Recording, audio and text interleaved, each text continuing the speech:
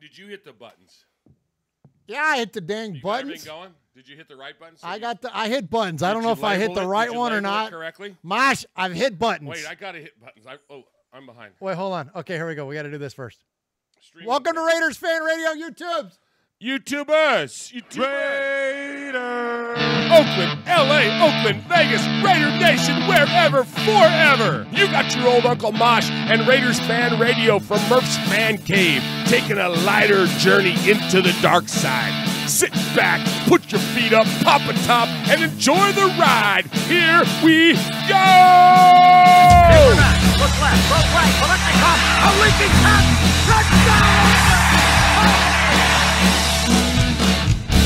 We miss you, we love you, and we'll see you in the Hall of Fame.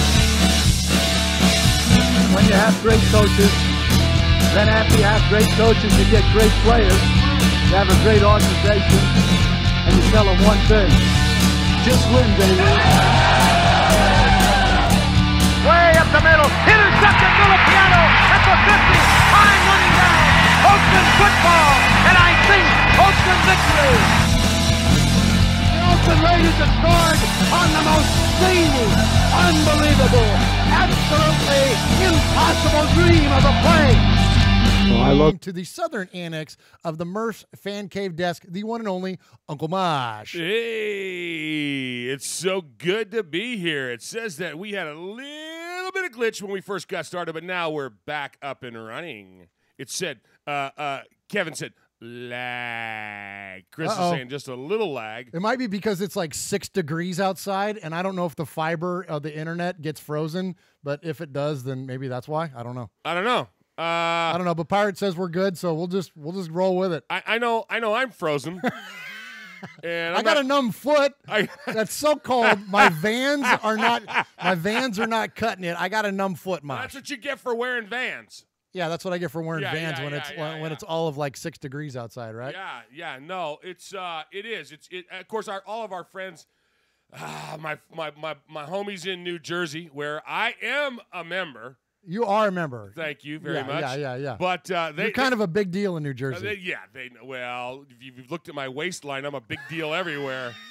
But no, man, it's high. It was a balmy 26 degrees here today. Balmy. Yeah, neither of us knew it got that cold in the south when we moved down. No, not at all. In fact, when I moved here, we were a quarter mile from the sun, and now we're a quarter mile from Antarctica. The polar shift. Yeah.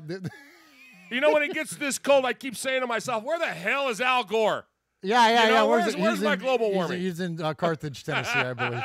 But anyways, thank you for joining us here for episode number 114 of Raiders Fan Radio. As I mentioned at the top of the show, we got a ton of stuff to get to. I have a big stack of paperwork here. We're just going to go through this. I'm going to take a deep breath. I've got a cup of coffee. I'm gonna methodically work our way through this thing because we have so much stuff to get to, and I hope you all enjoy it. So, but first and foremost, thank you to Uncle Mosh for rejoining us here in the Fan Cave after taking last week off. As I went down, as I mentioned, to the Senior Bowl.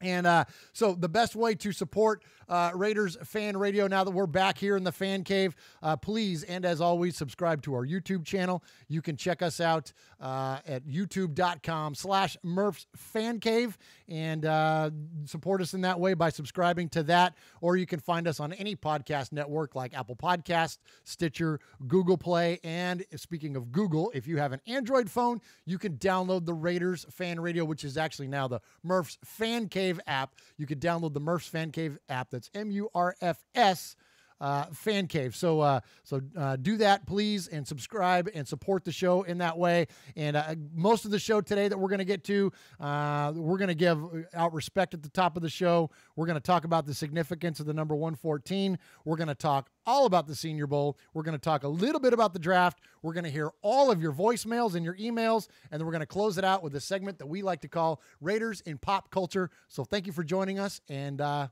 we go. That was a lot of stuff. All right, boys and girls, pay attention. You got your old Uncle Mosh here with an update. That's right. I got some stuff for you. Take out a piece of paper, a pencil, a pen. Heck, use your pocket knife and carve the info into your dashboard as you're driving down the highway. First off, you need to like us on our fan page on Facebook. That's right. Go to Facebook at Raiders Fan Radio Podcast. Don't forget about the Twitter. You know your old Uncle Mosh, he twits now. That's right. Go to at Raiders Fan Radio. Also, don't forget the Instagram at Raiders Fan Radio. Or what about our website? That's right, RaidersFanRadio.com. Heck, if you want to, you can even email us, show@RaidersFanRadio.com, or call us on the Raiders Fan Radio hotline, 909-345-3346. That's 909-345-3346. Don't forget Murf's Fan Cave on the YouTube, where you can get all the show links like the Fan Club Blitz with Splatterhead and Fitz. Find all our stuff on podcast providers like Stitcher, iTunes, and Google Play. All right, did I hit the time limit? Good. All right, Uncle Mosh, don't forget we got to stare into the barrel of the camera once in a while and acknowledge that Raider Nation's out there and that Raider Nation's watching us. So okay, put the camera on me. I'm doing it right now. Okay, go. Go. It's on you. Oh, that's a microphone. Yeah, I never was sure. No, you got to look down the barrel of the camera. There you go. All right, so thank you, Raider Nation, for joining us. We much appreciate you guys. All right, so at the top of the show, we always give out respect. We don't do shout-outs. We don't do props. Nothing wrong with those things. But here on Raiders Fan Radio, we like to give respect. So the first person I'd like to give respect to this week is the Bay Area News Group beat writer, San Jose Mercury News, Matt Schneidman. Not to give him a shout-out, or listen to me, not to give him respect just because he joined us down at the Senior Bowl. But Matt, and he was very gracious with his time, and I hope you guys enjoyed that interview. But Matt was getting petitioned by folks on Twitter to ask Gruden about this thing this last week with Derek Carr and the First Take guys, Max Kellerman and Stephen A. Smith and whatnot. And we're not going to get into much of that tonight. We'll get into a little bit, but it's been way covered. You guys have gotten all the opinions you need about it. You don't need to hear ours too. But the point that I would like to make on this, and the reason I want to give Matt respect, is that Matt was very present in the press conferences with Gruden this week. In fact, some of the clips we're going to play today, you're going to hear Matt is the one that's setting up and asking the question. So anyway, so people were petitioning him on Twitter saying, can you please ask what John thinks of these idiots talking smack on ESPN? And what did Matt have to say was this. He wrote, Stephen A. and Max are just trolling at this point. They desperately want us to ask Gruden so they can yell about his response. That's all that will come out of us asking. I'm good. And he didn't. And he didn't. Nice. And so bravo to Matt Schneidman. Absolutely, for not, don't get hooked. Don't play in the mud. I thought he handled that brilliantly. Wow. And you know what? And that's what helps stories like this die, is that you don't feed the trolls. So kudos to you, Matt Schneidman. Very, very well done, my friend. All right? That's great, Yeah, man. that was good for him. Absolutely. So, again, we got some calls on it and stuff, so we'll talk about it a little bit. But we're not going to, we're going to kind of intentionally avoid that story because ended up being a bunch of nonsense. And frankly, Derek probably shouldn't have dipped his toe in that water to begin with anyway. One of the first times he is kind of, I don't want to say, it's not like it matters if you disappoint me or not, right? But as a fan, I'm like, come on, really? You have better stuff to do than to do. There's an old, I'll just say this and then I'll leave it alone. You don't watch Game of Thrones. I watch Game of Thrones. One of the main characters, one of the Lannisters, like the head of the family, right? So think of it like the mob, like the head of the family, right? He has a great quote in the show, and he says, "The lion does not concern himself with the opinions of the sheep." Nice. And that's the way I look at this stuff. Like, Derek, go be a lion. You don't worry about what the sheep are doing. You know what I mean? Go worry about playing football. But anyways, so all right. Next up, I want to give respect to a former Raider, Uncle Mosh, somebody that we lost this last week. So Raider in peace to former Raiders linebacker Dwayne Benson. Dwayne Benson played for the Raiders From 1967 to 1971, he wore the number 50. And Dwayne was not only was he a football player, an NFL player, but he was the executive director of the Minnesota Early Learning Foundation. Wow. He was a cattle rancher, a legislator, and a longtime resident of Minnesota, where he served in the state Senate from 1980 to 1994, including a stint as the Republican minority leader. And he was quoted, or it was said about him in this quote, he had an uncanny ability to walk into any situation, any meeting, anywhere, and bring humility, compassion, and intelligence, and most of all, his humor. This is something that we should all strive for. So by all accounts, this was a good man. And again, a great player for the Raiders during his time. He was drafted by the Raiders, as I mentioned, in 67.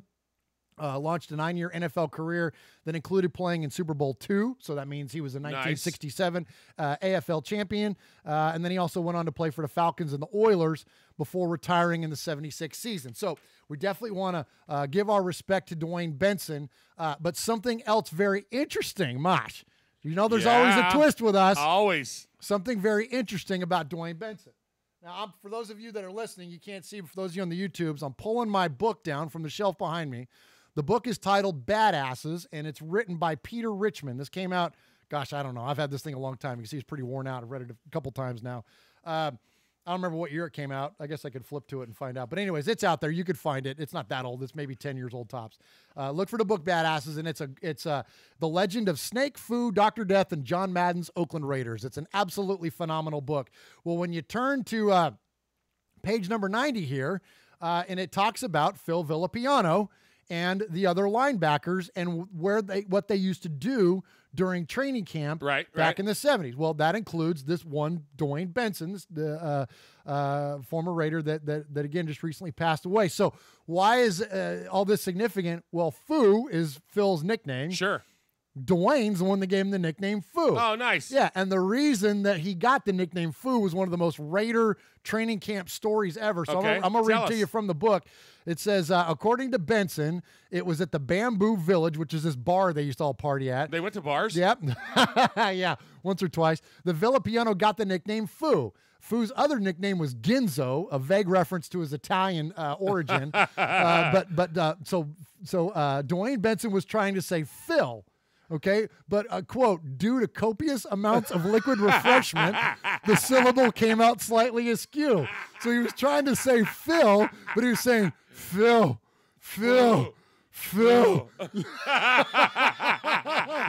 So I've been that drunk.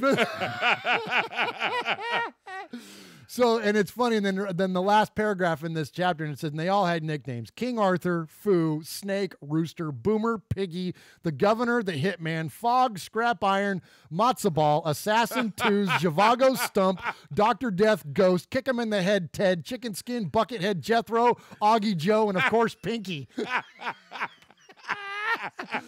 guys are the best.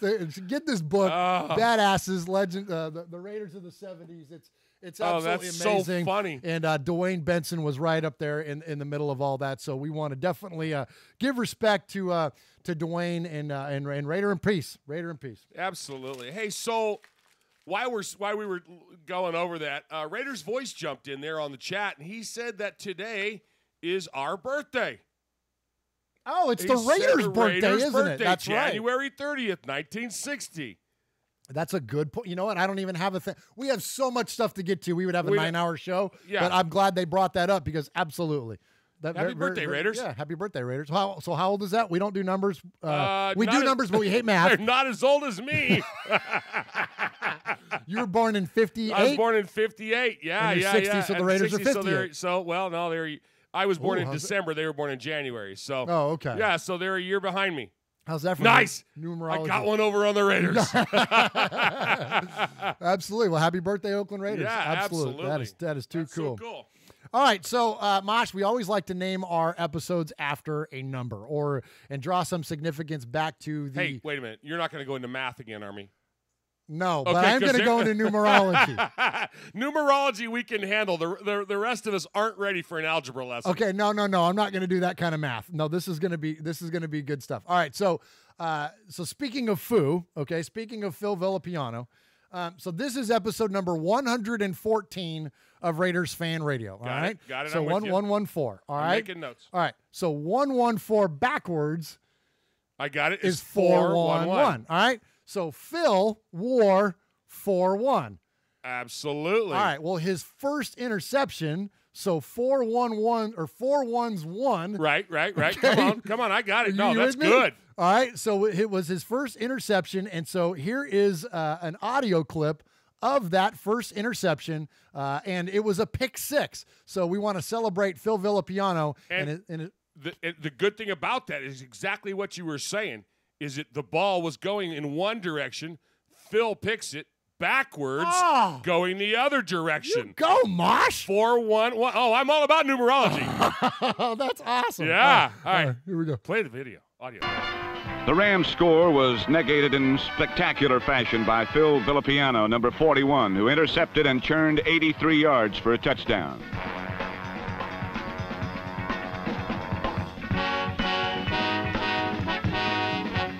All season long, the Rams have been very up or very down. Last week, they were very down by 45-17. And for Phil Villapiano and his Oakland cohorts, it's Kansas City this week. Somehow, the Raiders don't seem worried. Wow, crazy. Let's hear from Phil. Nobody enjoyed a good Donnybrook more than sixth-year linebacker Phil Villapiano.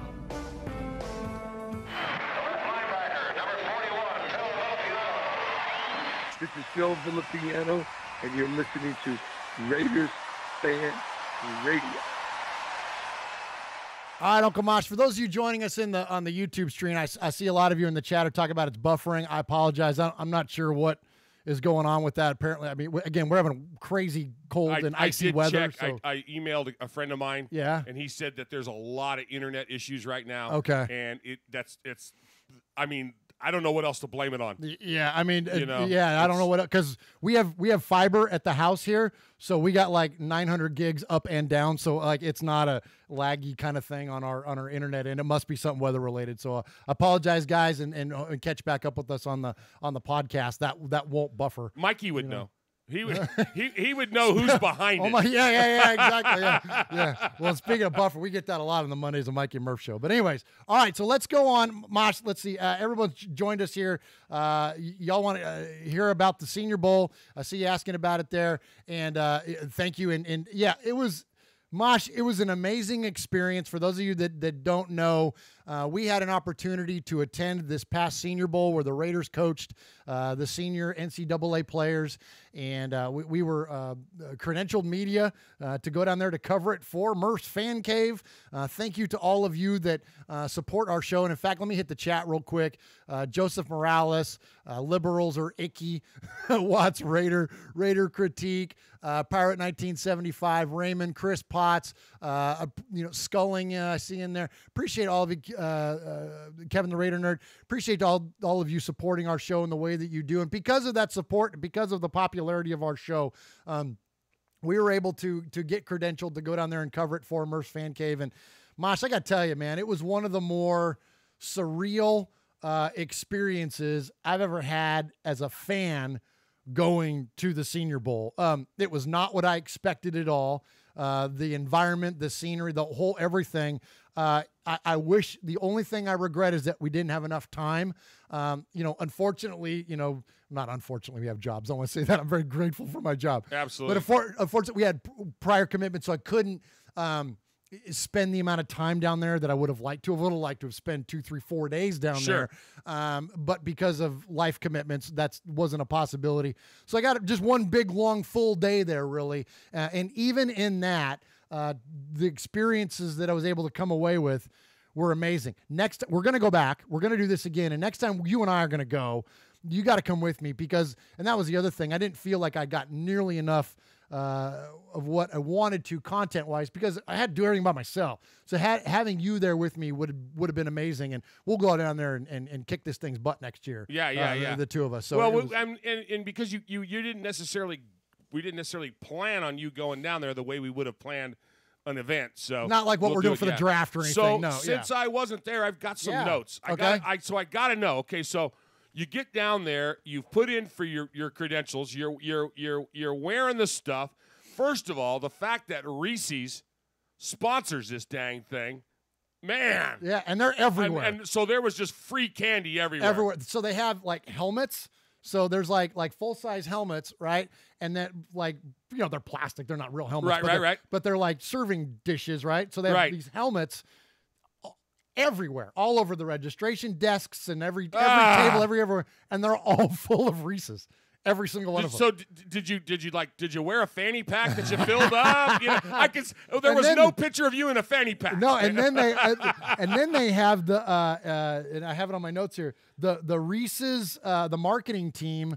In fact, Cynthia from the Reese's marketing team was so nice. She came by the Raiders fan radio table, and they just have like these carts of candy, and they just come by and they're like, "Would you like some Reese's?" I'm like, "Yes, please." And they just dump a bunch of stuff on your table. Wow. And I go, "Thank you." And they go, "And can I just ask your name?" I'm like, "Yeah, I'm Murf with the Raiders fan radio." "Well, thank you, Murf, for being here." "Well, you're welcome. Here's some more candy." Like it was really, really cool. Okay, so you walk in, so it's really cool. Reese's has got everything set up, and you had a table.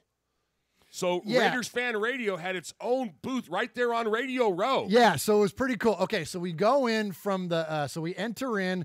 You go in, you park in the garage, and then you enter in, and it's at the Renaissance, the Marriott Renaissance down in Mobile, Alabama. So it's like the Swank Hotel of in Alabama, and where you come in through the parking garage is like this second level, like ballroom lobby type area thing. Okay, when you first walk in, Radio Row is the first thing you see. So like the second thing I saw when I came in from the parking garage after the bathrooms was the Broncos table and then our table. Nice. Yeah, so the way that it was set up, the Radio Row, so it was like, the Sirius XM radio guys were in the front, then the local Alabama station next to them, then the Broncos guys.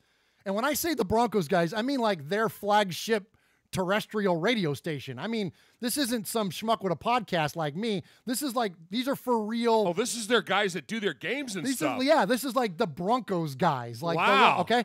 So their table, then us, okay, then the Jaguars radio station, then the Browns radio station, then the Eagles, then Raiders digital media. And that was it. No kidding. I'm in the middle of all these like for real terrestrial radio shows. So like when we talk about, whatever the ticket or whatever it is now, the one I always forget the one. Oh yeah. I mean, the whatever it is in your market, the zone, the game, right. Those types of things were there. I was the only podcast there. The other thing that was interesting, Mosh, I was the only Raiders related audio journalist there. There was no Bay Area radio at all. No kidding. None.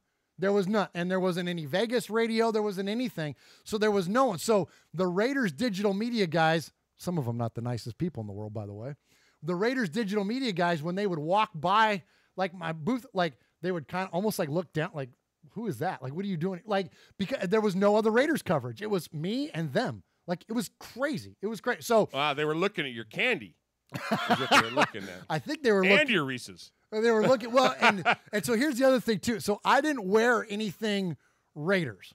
Because, okay. And Big Raider Trucker, Emiliano, actually sent me a message during the week while I was down there. He's like, "What's up, Murf? All these pictures of you, and you're not wearing Raiders stuff." Well, it was kind of weird because I was down there to represent our show. Sure. Okay? But I'm still a fan. Like, I'm not trying to pretend like I'm some freaking polished media guy. Right. I'm a fan, and I wanted to represent the fans and our fandom, but I'm also not the Raiders. Like, I'll wear Raiders stuff now on our show, but people that are down there at this event wearing Raiders stuff are Raiders. So they didn't go buy that. That stuff was issued to them. Yes, that's coaches, that's scouts, that's the Raiders digital media people. So I didn't want to front. I didn't want people to think that I was trying to be like something I wasn't. So, and then the other thing is that a lot of our stuff says Raiders fan radio on it. Well, I also know enough that there's been litigation against good friends of ours in this podcast game that have been bothered by the NFL because of their naming of their show. So I didn't want to wear anything that said Raiders Fan Radio either. So I'm like, I'll just wear all black. So I just wore all black, and I bought this hat that I'm wearing now, this Reese's Senior Bowl hat. And so I went. So okay, so I go in, and then, so I see the radio row, and I see the Raiders digital booth. Sure. So I go down there, and I'm starting to take pictures and stuff. And while I'm down there where they are, there's this room, like one of the meeting rooms off to the side, and it's loaded with people. Okay, and they're all watching film. And I'm like, oh, I wonder if this is like a coach's meeting or something, Okay. right? Okay. So I kind of, I'm hanging back, and I'm looking. You got at your credential hanging around Oh, your neck. oh yeah. Oh, that was the other thing too. Seeing that laid out on the table and like and all Your that lanyard, stuff. right? My Your lanyard with my access stuff and all that. lanyard. Nice. Yeah, and with Murf Fan Cave. That was so cool. So yeah. I'm like in Wayne's World. I'm like going around like backstage. Like I'm showing everybody my stuff. Like, yeah, I'm okay to be here. You know, don't kick me out. And so I'm looking in this room. Well, and I'm looking at all the guys in there, and I'm like, those are like some of those guys kind of look familiar. I'm like, who is that? I'm like, are they Niners coaches? I'm like, they were officials. All the NFL officials were down there studying film. And so it was funny. So I'm kind of peeking in, and I'm like, and then it kind of registered with me who they were. And I'm like, that's what these guys are officials. Did you see Ed Hockley? No, because he's retired now. Okay, so I okay. didn't see it hockey. But I saw a lot of the other one. A lot of the other guys Okay, that you would see good. on Sunday were in there. So I kind of meander off and walk off a little bit, and then I start to come back, because I'm like, I really wanted to maybe sneak my phone in there, take a picture. Whatever. Sure. They show at the door. Ah. I got okay. So that was the officials. All right. So the officials in Radio Row. Well, so then I go, and I'm like, all right, I'm going to kind of settle into my spot a little bit, right? Okay. So I settle in. Already, there's people walking by like crazy. So Albert Breer, who worked for NFL Network for a long, long time and ESPN and whatnot, he's walking by. Paul Gutierrez covers the Raiders. He's walking by. Again, print media, not audio. Joe Shad, another former ESPN guy, is walking by. Leon Searcy, former offensive lineman. Nice. I see him. I see Drew Rosenhaus walk by, right? As I'm sitting there, Drew Rosenhaus, most famously T.O., Terrell Owens' agent, the guy right. back when T.O. did his sit-ups in his driveway, if you guys remember all that stuff. Drew Rosenhaus is his agent. And so I see Drew walk by, and I see him, he kind of goes off into this lobby area. And so I'm like, all right, I'm going to go and kind of see what's going on over here. So I get our stuff unpacked, or whatever, our radio stuff. And so I go and I kind of meander over, and I'm looking around. I'm just starting to kind of take in all this stuff. Mosh, there are scouts and players and agents everywhere. They're just all over the place covering this lobby area. And there's like a technology booth, like for helmet technology. There's a supplements booth, almost like you would see at like a sales conference. There's like booths set up, right? Okay. So they're all these things are set up. So I'm kind of just kind of taking it all in, and I see Drew standing there. So the only guy that was kind of like a flat jerk to me, besides the Titans coach, Mike Vrabel, I'll tell you that one later, was Drew Rosenhaus. Because Drew was the first person that I really kind of recognized that was like, and just kind of hanging there. And so I kind of go over and I stand next to him. And I didn't know what to do. I didn't know what to do with myself. Right, I'm just right. soaking up all this, this scene, right? And so I look over and I go, hey, Drew. And he kind of looks down his nose at me. He's like, hey. And I go, hey, man, I'm just a fan. I just wanted to say hi. I just recognized you. And he goes, oh, I'm here to meet a couple clients. Gone. I'm like, all right. Oh, okay. I'm like, okay, I see how this is going. Remind us not to get you on episode 115. Yeah, exactly. So Drew bails out. Well, then as soon as Drew bails out, here comes John Lynch, right? So John Lynch is now the former Tampa Bay safety, now the GM of the Niners, right? So I see John Lynch, and I'm like, okay, I'm in the right spot. Because the whole thing, I wanted to see Mayock and Gruden and our guys, right? So I'm just trying to kind of figuring out where I need to be. So I'm standing there. So here comes John Lynch. So I kind of hang out. I watch him for a little bit. Rosenhaus ends up talking to him for a little while. Then I see John Dorsey, the GM of the Browns. Nice. I see him kind of coming over, and he comes over, talks to some people, and then I see him go off into this like dark room. And I look, and on the side of it is a sign that says credentialed media only. I'm like, that's me. So I go follow John Dorsey into this room. You guys picture this. It's amazing. It's this big, giant ballroom, and it's got screens all over, like big screens, like 100-inch projection screens all the way around this thing. and there are pockets of scouts and GMs all studying film. You know how like you would go to like, I don't know, Disney World or whatever, and there's like a panel of things like around you. Yeah. Like that in this dark Or like room. a sports bar. Yes, Okay. exactly. And so I kind of sat there and I'm like, wow, this is really cool. And so, you know, you can't like walk up and talk to people or anything, but it was just really cool the way they had it set up. So and I posted all these pictures of all this stuff is on our Facebook. So go to our Facebook at Raiders Fan Radio and you can see all of it. But it was really, really cool. It's just neat to see how they kind of break down film and go through everything. So anyways, all right. So I walk back out. I see that. I walk back out. Well, then here come the Raiders, man. Here they start coming fast and furious. The first one I saw was wide receivers coach Josh Harper. So I'm kind of standing back over where I was before. And here comes Josh Harper. And I go, hey, Josh. And he goes, hey, man, how's it going? And he stops and he shakes my hand. No way. Yeah, he stops and he kind of pauses and he goes, where do I know you from? And I go, you don't. I go, I'm just a podcaster. And he goes, oh, well, thanks. Did you give him a card? No. Oh, that's where I needed to be right there with you to hand the cards. I know. See, because I didn't get like completely like starstruck, but a little bit. I kept forgetting like what I should say. Like, you know what I mean? Right. Anyway, Love to have you on the air. Yeah, exactly. Right. So there goes Josh Harper. So he walks by. Then here comes Paul Gunther in a hurry. He's about 5 feet tall. Did you slap him with a clipboard? I should have followed him to wherever it was he was going to eat, because you know what I mean? Yeah. You could tell. He was dropping Reese's wrappers as he was running by you. Yeah. So he walks by and I go, hey, coach, and he stops and he goes, hey, man, and so he just kept on walking. Like I could tell he was in a hurry, so I didn't slow him down at all. But then here came Mayock, and so nice. I'm like, all right, right on. So Mayock comes walking by, and I go, hey, Mike. And so he looks up and he goes, hey. I go, you don't remember me? I go, we met a long time ago. I said, I'm just a fan. I said, but I do have a podcast, Mike. I'd love to have a couple minutes of your time. And he goes, and he kind of pointed at me and he's real friendly. And he goes, I'm doing media tomorrow. And at this point, I thought I was going to chance to be there the next day. Right. So I was like, hey, no problem at all. I go, I appreciate talking to you then. I go, can I grab a picture though while we're here? And he goes, yeah. So I got my phone and so I took a picture with Mayock. So that was pretty cool. All right, so then Rich Bisaccia came up the escalator, and I walked over because I was going to kind of head him off a little bit, but he got met by somebody, and they grabbed him and went off into the. They had these other section of rooms set up where the coaches went back to interview players, and it was no access. It was players and coaches. So it was business for them. Sure, it was business for them. So he got kind of taken off into that area. So I didn't get a chance to catch up with Bisaccia. But then while I was standing over there, I saw Olsen come walking by. Okay. Olsen was the nicest guy out of everybody. No kidding. Absolutely. Super cool guy. So Olsen comes walking by and I go, hey, coach. And he goes, hey. I said, my name's Murf. I said, I'm with Raiders Fan Radio. I said, we're a fan-based podcast. And he goes, oh, cool. He goes, how'd you get the credential?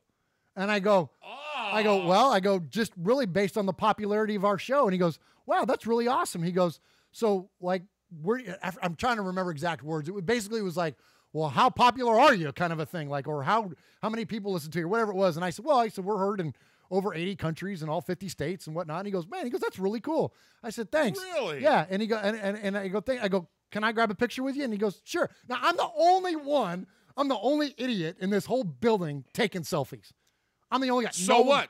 I know. That's what I'm like. It's a good thing I wasn't there because I'd have been having you guys pose. Okay, Yeah. Now you kneel, you touch, you lean. Yeah. Like wedding photos.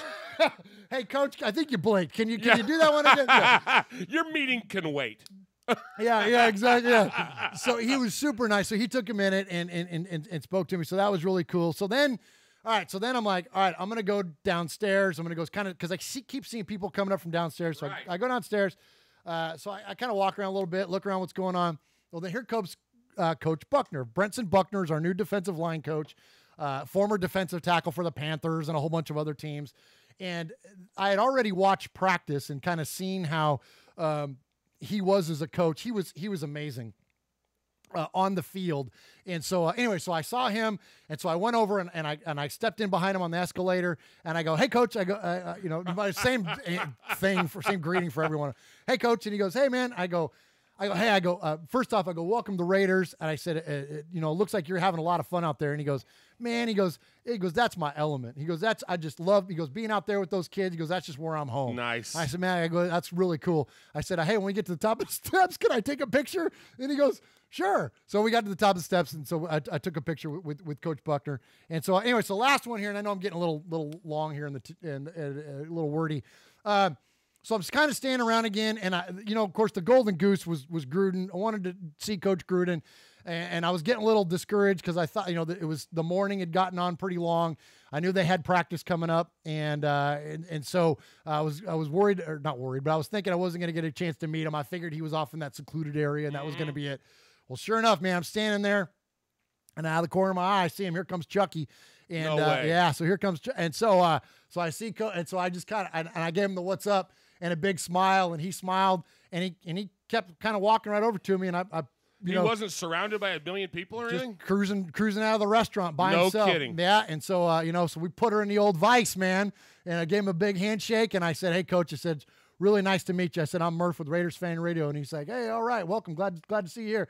I said, thank you, Coach. I said, we do a podcast about the show or about the team, whatever. And he goes, hey, man. He goes, we're gonna get this thing back. We're gonna bring this thing back around. And I said, yes, sir. I said, we have faith in you. I said, we trust you. And he goes, cool. And I said, can I grab a picture with you real quick while I got you? And he's like, yeah. So I got the phone out and I took the picture. And I said, thank you again, Coach. Appreciate it. He goes, no problem, man, or whatever. Like, I'm trying to remember everything. It was such a blur, Sure. but basically he said we're going to get this thing turned around. He said it twice. Wow. And all I could get out was, we love you. Like, we love you, Coach. And so that was it. So then he walked off. So I'll wrap it up with this. It was just an amazing experience. I overheard numerous player conversations with scouts. Jarrett Stidham from Auburn, I eavesdropped on him talking to one of the Eagles coaches for a long time. That he was diagramming plays. I was just like bouncing around, just listening to all this stuff. The Broncos table. How was that sitting right next to them? All right. They were one of the nicest groups of guys, and especially Steve Atwater. No kidding. Yes. So Steve Atwater, as you guys know, was a safety for the Broncos for a long time. And, and they were doing their segments and stuff, and they got to a stopping point. And I said, hey, Steve, I stood up and I said, I'm Murf with Raiders Fan Radio. And he goes, oh, nice to meet you. I said, man, I hated you when you played. I said, you used to just kick our ass. I said, but I always respected the level of play that you brought. And he goes, I appreciate that. He goes, I always loved going to Oakland and playing. I said, yeah, I bet you did, because you kicked our ass for like 10 years in a row. And, it's funny. And so he was super nice. We took a picture and stuff and chatted for a little bit. And so I went back and looked at Atwater's record. Oh, no. When he played with the Raiders. So here's why he didn't say I always loved going to play the Raiders. He said I loved going to Oakland to play. Okay. So Atwater was drafted in 1989. Right. From 1989 to 1994, when the Raiders were in Los Angeles, the Raiders were 11-2 against the Broncos. Wow. When we moved back to Oakland, from 1995 to 2000, Atwater retired in 1999 from the Broncos. From 1995 to 2000, the Donkeys were 11-1 against us. Yeah, no wonder he used to love to come to Oakland to play the Raiders. How funny is that? It's kind of cool, though, because when you talk to people like that, and what did Franco say to Phil, back when he brought him to the black hole? The guys that have played us, they loved going to Oakland. Even though they were, that just that whole vibe of it, man, that's crazy. So crazy. It was. And so it was cool. It was an amazing experience. Thank you to Matt Schneidman and Alexis Stabler, who came by our spot there on Radio Row. And we did the interviews. And where can we hear those interviews? So that's on our latest episode. We put that up there as episode number 113, and that's live from the Senior Bowl. So definitely check that out. And we appreciate everybody. And all the Senior Bowl people were amazing. Jim Nagy, Rob Lahaki, the guy that's the media director down there. Everybody was just incredibly gracious. And again, we're going to look forward to going back there again next year, and we will have even a ton more. And so let's get into the actual Senior Bowl. So let's get into what it was, What did it mean in terms of the Raiders' involvement? What did it mean in terms of the players? So why did we go down there? Why is it important? Well, because the coaches had a hands-on experience with all of the players down there. And just to give you an example of what that sounds like, first off, we're going to hear from our running backs coach, Coach Jamal Singleton. Help them quarterbacks out protection-wise, slow that rush down for them. Let's get that jab level up. Y'all quiet today. Y'all too quiet for me. Come on now. Woo-wee. Get to do what you love, man. Get to do what you love. Come on. Show me them steps. Show it. Go through the motions with your hands now. Practice perfectly. Here we go. Punch, punch, punch, punch. Boom, and here, hey, we ain't gonna punch like this, right? You gonna come like, bring those drive with it, right? Come on. Practice it slow. Eyes up, eyes up. Get your eyes up. Play with your eyes up. Don't look at the ground. You know where your feet are at. So go, come on. I want to see some feet and eyes. Come on. Good, good, good. So go. Good, good. We said we wanted to be better today than we were yesterday. There's ample clips that I can pull up of things we did bad yesterday, got cleaned up today, right? It's all about getting better. We worked. Keep putting good stuff on tape. All right, so there's Coach Jamal Singleton. Man, he's awesome. So you can kind of hear the rattling in there. He's got this, they had this really cool coaching tool where they got a ball and then it's got a cable attached to it with a handle. And so the running backs are hanging onto this ball and he's going like, he's jerking it. Like that was great radio, by the way. I guess I got to explain what I'm doing. He's like jerking on the handle, like trying to like rip this thing out of the player's hand. So it's pretty cool, man. So anyways, I didn't get a chance to meet with him. I saw him, another one I saw from afar and couldn't get to, but it was really cool. So the coaches get this hands-on time with the kids, with the players, and the players loved the Raiders coaches. That's a good job today, man. Really good job. Good job working together. Man, it's great. It's a great experience. I like the energy out here is great, and I think they really bring the best out of me. I love being around these guys, these coaches, and they always push me to get better every day, so I'm enjoying myself. You know, it's fun. These guys know what they're talking about, and just, you know, the atmosphere and the situations that they put us in, you know, it's one in a million, so we just have to go out there and play hard and do what we need to do. You know, we got a couple more days left, and we're ready to finish and get to this game. That's a blessing. Yeah. It's amazing. Dream come true, man. You watching these coaches on TV, and now they're here coaching you. Yeah, so the players responded so amazingly well to the Raiders coaches. You know, that whole rhetoric that was thrown out early on about, Gruden's not going to be able to relate to today's players. Bull. Poo, man. Absolutely wrong.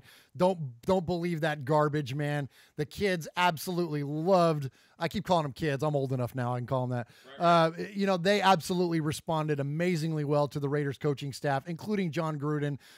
For those of you that watched the game, you saw Gruden had helmet stickers and he was slapping them on their heads as they were making great plays. And you know, they were motivated by the coaches. They weren't, you know, Gruden will tell you in his halftime speech at the game, he didn't it wasn't like some big strategic thing.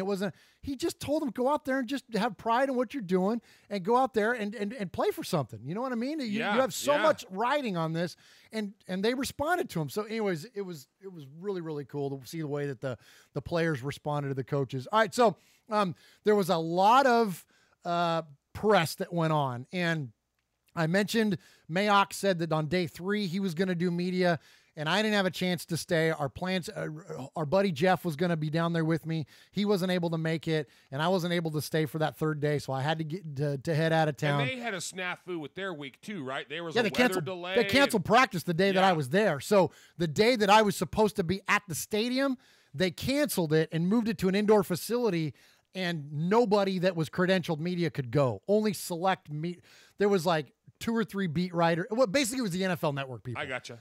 And like the Raiders digital media guys and people like that were able to go, but the rest of us were not able to attend. So that's why I was at the hotel all day long. I just kind of hung out there all day long. So anyway, because of that, we weren't able to do that's why I didn't get as much player stuff, because that's where I was going to do the player stuff, because the players were available after practice, but only in that outdoor facility. Sure. At the indoor facility, we didn't have access to the players. So anyway, so Mayock did press the next day, and one of the things that came out, and kudos again, respect to our buddy Matt Schneidman, he asked him the question about Derek Carr. And Mayock, flat out, for anybody out there that's talking about, is Derek Carr going to be part of this team? The answer to that question is yes, and here's Mike Mayock telling you so.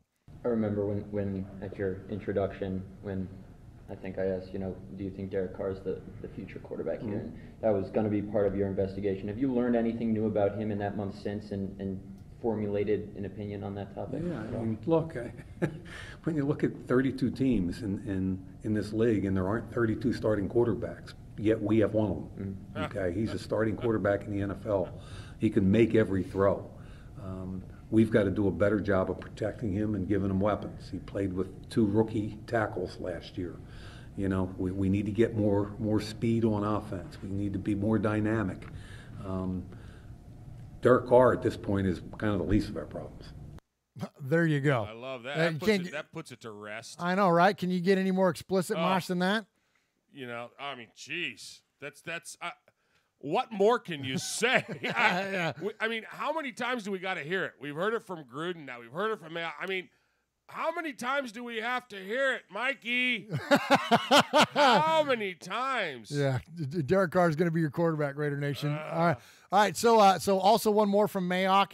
He talked about the importance of the scouts. Now, we heard some talk, I don't know, a few months ago during the season about how there was starting to form up 2 kind of groups of scouts. There was the Gruden scouts, and then there was the Reggie McKenzie scouts. Well, all of those scouts are on alert, and here's Mike Mayock again telling you so. Sensitive question. I think they all know that they're being evaluated right now.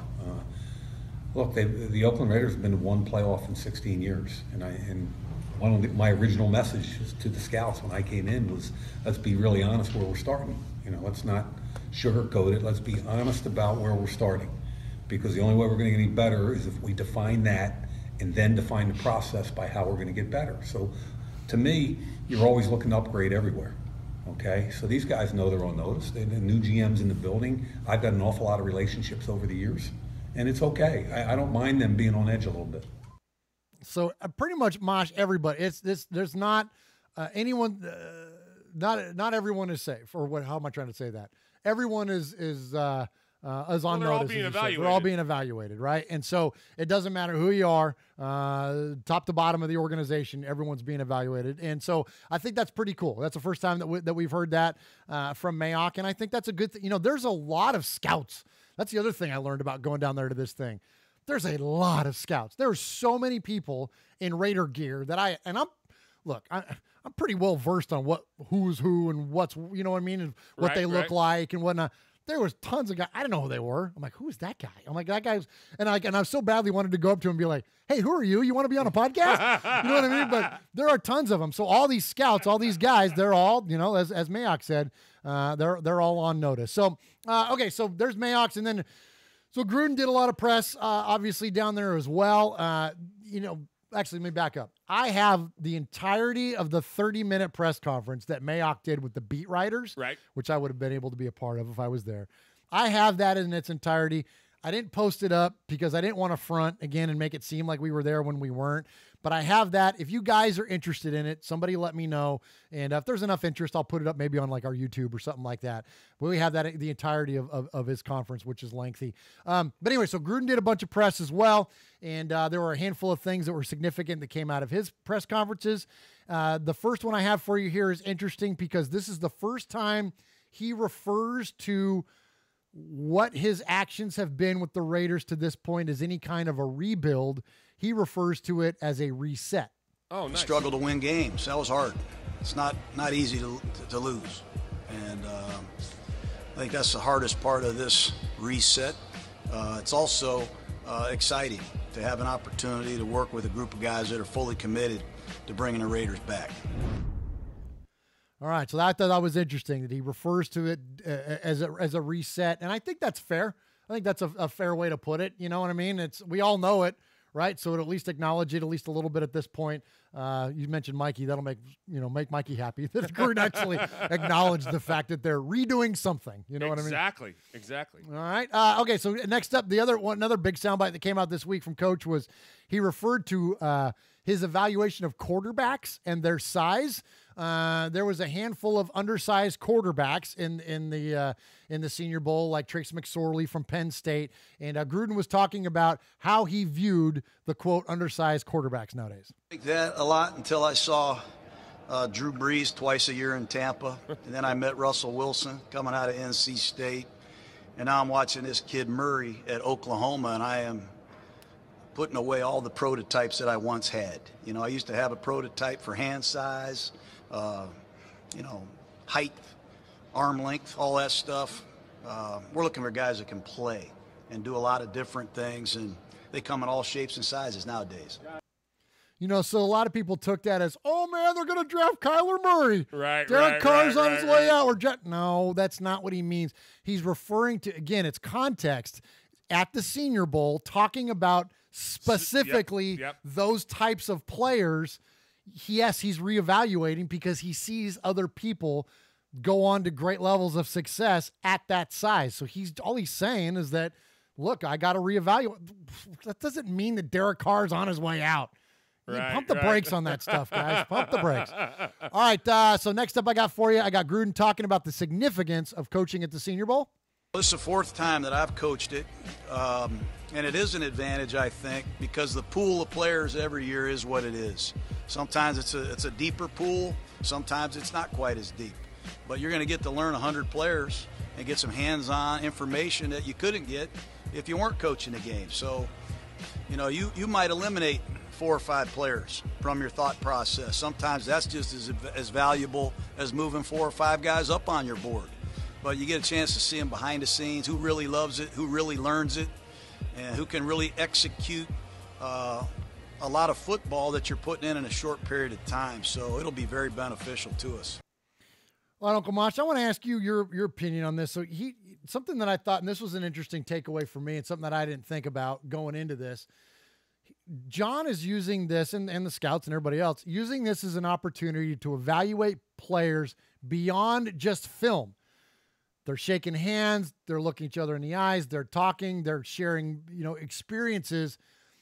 You as a longtime coach, how important is that? We hear about the way of like, oh, you can't measure a guy's heart. You can't.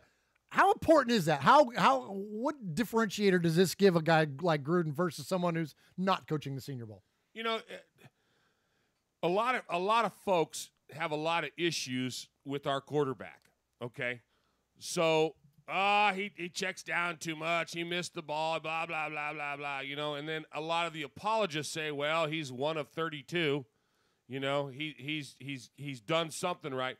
But from a coaching perspective, what Gruden's looking at is if I tell a kid to do something and he can do it, and he has the talent to do it, or maybe he doesn't have the talent to do it, but he's got the heart to try it, and he's coachable, and you can make him do A, B, or C, that's what they're looking for. So when you can evaluate plays, you can evaluate film, you can talk to somebody, but to be on the field and to say, I need you to do this and this under this kind of stress or this kind, I got to see how you react.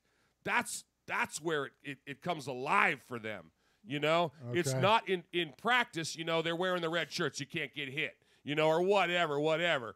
The skill players, go easy on them. But in a game situation these guys are, I guarantee they were going balls to the walls in practices, man. Oh, yeah. Because there's a lot of eyeballs on them, right? Absolutely. So the ability to be there and to say, let's make these, here's your obstacle, let's make the adjustment, and if they can relate that to them and they can pick up on it, man, that sends volumes, man. It says volumes of their football mentality. And we hear that phrase talked a lot. Yeah. They talk about, I know you don't like him, but they talk about Pepe all the time. He had a football brain, man. Yeah. Well. And there's been a bunch of them that, undersized, quarterbacks all the time get talked about, but they got Breeze. Breeze is one of those guys. Yeah. They got a football brain. They can be coached up or be taught to make adjustments. It's crazy. I don't think there's any better tool for the coach to actually be able to get hands on. That's awesome, man. Yeah. Yeah, I know in baseball it's like, let's get out there and, a lot of coaches used to like to throw batting practice. Right. Because let me see what he does if I brush him back from the plate. Does he stay? You know what I mean? Yeah. How's he going to react? Right. So it's the same kind of thing. How's he going to react if in this setup and he knows what the defense is going to do? How's this guy going to react? If I tell him I want you to cut in, juke out here, and then do whatever. Is he going to be able to do that? So I think it's imperative that they get there. That's a great opportunity for a coach to get down. And I think the coaches that don't want to do that and look at that as a chore, man, they're missing something. They're totally missing something. Absolutely. That's good stuff. That's good analysis there, Mosh. Appreciate that. All right, and that kind of fits into my last clip here. This is, okay, you ready? You're going to get an exclusive. This is an absolute exclusive from Raiders Fan Radio from your buddies Murf and Mosh. You're in the Murf Fan Cave. So for those of you that are in the chat, Joseph Morales, Sam Acosta, Raider Critique, Watts Raider, White Stallion. Who else is in there? You guys, did I say Watts Raider yet? Yeah. Okay, so you're going to get an exclusive, man. So this is from an event that happened post-practice, before the game, but post-practice on Friday at the Senior Bowl. There was a leadership summit. It was Ozzie Newsome. It was Coach Kyle Shanahan of the Niners. It was John Gruden. It was a lot of people. It was local people from down there in Mobile.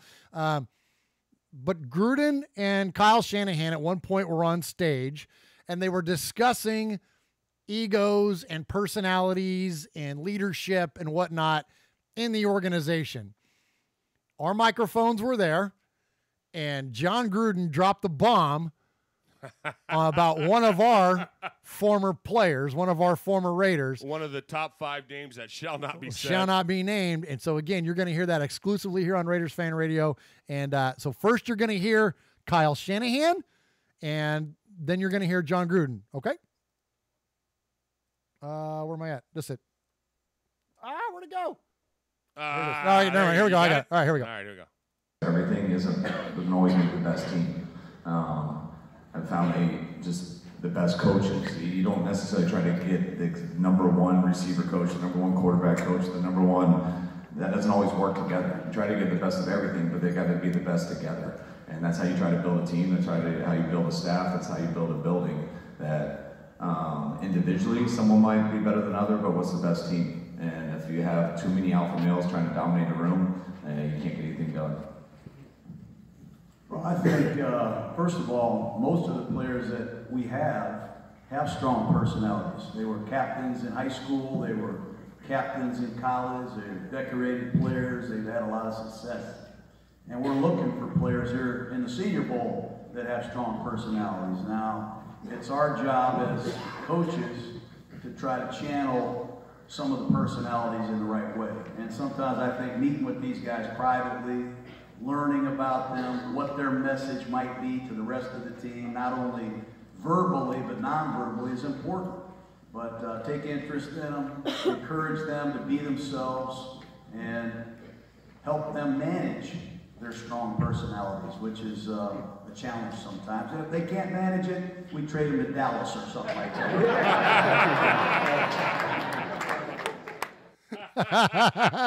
Where do they trade him? They trade him to Dallas, Mosh. Here is latest draft. There's a draft! Today's our draft. Watch out for drafts. This is the NFL draft. The first draft. Look, I'm into a draft. He's going pro in the draft. You're going to the draft? Surefire first round draft pick. Draft looks solid. Good luck with the draft. They drafted me. Apparently you were drafted. I drafted you. I got drafted. Another successful draft. Yeah. Shallow draft. Draft picks. It's my third draft. You only get drafted once. Well, it's draft day. Let's talk about the draft. This is gonna be the worst draft yet. It's our draft. You drafted me in the first round. Number 1 draft choice, signed a big contract. Excellent draft. Nashville Day. Nashville Day. Nashville Day. All right, Uncle Mosh, we got some draft news for you here. Update. So the draft, we talked last week about or last time we were together anyways, how they hadn't announced any locations. Right. We didn't know how you were going to get tickets. We only knew it was going to be in Nashville. That's all we knew. Well, now we can answer those questions. So as recently as today, it was announced, partially last night, and then today, it was announced 2 major developments, okay?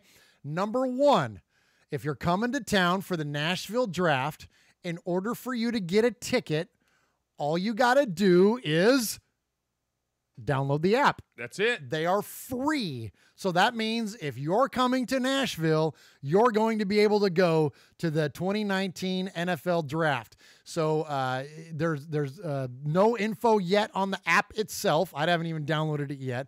But all you got to do is download this app and register it, because you will have to go through security and whatnot. But basically, it's going to be wide open. The reason that it's going to be wide open is that the location of the majority of the draft is going to be on what's called Lower Broad here in Nashville. So Lower Broad is down by the river. It's at the end of Broadway, which is like the end of the one of the big main drags here in Nashville. It's where when Nashville has their when we have our New Year's Eve celebration, that's where the big stage goes, where you see Keith Urban and whoever else play, and they have 250,000 people downtown to watch the concert. That's where this thing is at. So they're going to have plenty of room, because literally the entire downtown portion of the city is going to be closed off for the draft. So you're going to be able to go. So that's where it's at. So I'm going to read you the press release here. It says, or at least the article in the Tennessean, which is our newspaper here in Middle Tennessee. So the NFL draft in Nashville will be more accessible to fans than any other draft in history. Not only will it be free to attend, as it always has been, but the lottery system, which limited the number of fans to attend, has been eliminated. Unlike previous drafts, it's going to be wide open access. It's free. There will be ample space. The venue will be sectioned off, and all attendees will need to pass through security. All attendees will download a ticket by using the NFL Draft Fan Mobile Pass app. A different ticket for each day is required. Nashville's top tourism executive for the first time issued details. Let's see. The draft will take place primarily, as you know, 25th through the 27th of April at the Lower Broadway, end of Broadway near the river. An enormous stage will be constructed at the intersection of First Avenue and Broadway, where players will emerge to hug Commissioner Roger Goodell and pose for photos after they are drafted. So this is all going to be outside. So, you know, in the spirit of Music City, as it should be, this is going to be a big, giant outdoor concert. This is going to be freaking awesome. So if you're looking the direction this is facing, looking out across the river, the backdrop is going to be Nissan Stadium, where the freaking Titans play. And in fact, as Jeff, the Titans fan, and I are, as we told you, are going to get out and do some kind of updates on what the draft is going to be and where it's going to be. I'll get you something soon of what it's going to look like. Right. Well, you guys we'll stand there and do a video. Exactly. You'll be down there, and you'll be able to, and Murf and Titans Jeff are going to be able to say, this is where the big screen's going to be. This is where the stage is going to be. This is where the people are going to be. And so what I would encourage people to do, if you're planning on coming, Raider Nation, even though it's going to be wide open like that, make your reservations now. There's the potential for a lot going on downtown is going to be there. They're talking about there could be a Predators a playoff gosh, game. Yeah. There was somebody else was going to be at Bridgestone Arena. There was a concert planned. There's going to be stuff. So there's going to be a lot of folks in town, but it's an awesome vibe. And it'll be fantastic to be there. But go ahead and make your plans, make your arrangements, make your hotel rooms and stuff like that. Get that stuff squared away, because you don't want to miss out. Absolutely. So a couple of things then in how it relates to our show and what we're doing. We want to do a listener meetup. We want to at least do a live version of Raiders Fan Radio of some sort, whether there's one of you show up or 50 of you, whatever. We want to do that. There is a place right down there where Music City Raider Nation meets up to watch their games. And we had already been in and been talking to those folks about doing a live stream from there. and it's a great venue, and it's right there in the middle of the draft. We're going to shoot for Saturday morning, or at least late morning, like maybe around 11 o'clock, something like that, to do our show. So that will be, what is that, the 27th? I don't have a calendar in front of me, but whatever date that is. Let's see. Hold on. Let me bring it up here so I can tell you. I hate looking up stuff during the show, but let's see. It's January, February, March, April. So that will be April, gosh darn it, April 27th. Okay, so April 27th, which is the last day of the draft, we're looking to have our listener meetup / live stream. Now, we may do other stuff prior to that on Thursday or even that Wednesday before, but our official one where we want to have you guys come and hang out with us, that will be on that, and probably on that Saturday mid-morning. So that said, the place we were looking at is right down there where all this stuff is. Right in the middle of it. But it's a 21 and over place. And I know a lot of people are bringing families and they're bringing their kids, and I don't want to limit access to us by our venue. So I'm going to look for a place maybe off site. We have a Dave & Buster's that's on the outskirts of town. Sure. Like I'm going to go maybe talk to them about hosting us for that. So stay tuned. That will all be coming. Mosh also has some connections with the Chamber of Commerce and whatnot. So we're going to talk to our folks that we know exactly and see what we can come up with. But stay tuned on that. So we don't know that, but we do know about where it's going to be. We know when it's going to be. And so it's just a matter of kind of figuring out now the logistics on our end for our show as we go forward. So before we move too far away, okay, tons and tons and tons of folks keep asking on the chat, on the through emails and calls and everything. While you were there, did you hear any scuttlebutt, anything at all about where the Raiders are going to play next year? Absolutely not. No, that wasn't even brought up. Nobody said a word. Well, the only person that had anything to say about it was I asked Matt Schneidman in our interview, so you guys can go back and listen to it. I asked him what he thought, and it literally changes daily, and he doesn't know where he's going to work. Like, I mean, this is a guy that works and lives in the Bay Area covering the Raiders, and he knows if they if they stay in California, he's going to continue to cover them. I heard him say, I listened to that, and I heard him say that he's not sure where he's going to have to relocate to. He does know he's going to probably end up in Vegas, and you asked him about relocating there. But yeah, that's all TBD, man. So, but nobody else in. Now, isn't there something supposed to happen next week? Is that right? Yeah. There's a deadline that the NFL has put on them to make the announcement, and they won't make it to steal any thunder from the Super Bowl. Super Bowl, right. So it will be after the Super Bowl is over. But yeah, there's a deadline. I don't remember what the date was off the top of my head, but sometime in February, yeah, they put a deadline on the Raiders to make a decision. And, I swear it's like every day, and I've asked people that are as connected as you can get, at least close to the organ. I don't even think the Raiders know. I don't think anybody truly knows where the team is going to play. Right. I think they have a handful of options, and they're weighing those out. I know that, look, even the league will tell you that, the Goodell or whoever, and Goodell spoke today. I didn't hear his press conference. I don't know if he addressed it or not. But, they would want him to play at Levi's Stadium. But Mark Davis is adamant about not being a little brother to the freaking Niners, man. Yeah, I don't blame him. But you think about it, though, that really makes the most sense. It makes the most sense. Matt Schneidman thinks they're going to go to AT&T. He said, or now it's Oracle Park, where the Giants play. Right. He thinks that's going to be the place, and it's literally turning your back on Oakland. I mean, yeah, and because Gruden wants to play on dirt, and he said that. Yeah, he said he wants to play on dirt. So, I think if I had to bet on it, I would honestly, and I'm never anything but honest with my opinions. I would say they'll go back to Oakland. And if they don't go back to Oakland for one last year, then they go to AT&T. It's a real pain in the butt for the team to keep offices in Alameda and play somewhere else. So, going to San Diego is not that far, but it's still a road trip. It's a road trip for every freaking game. And it doesn't matter where you go, whether it's San Diego or you go to Sam Boyd Stadium in Vegas or San Antonio or wherever else, guys, it's a freaking road game. So they're going to want to stay in the Bay Area. So there's really 3 viable options in the Bay Area. It's Oakland, it's Levi's, and it's AT&T Park. Well, they don't want to play at Levi's. Mark Davis has said that. He doesn't want to do that. So that leaves you Oakland and it leaves you AT&T, or I keep calling it AT&T. Now it's Oracle Park.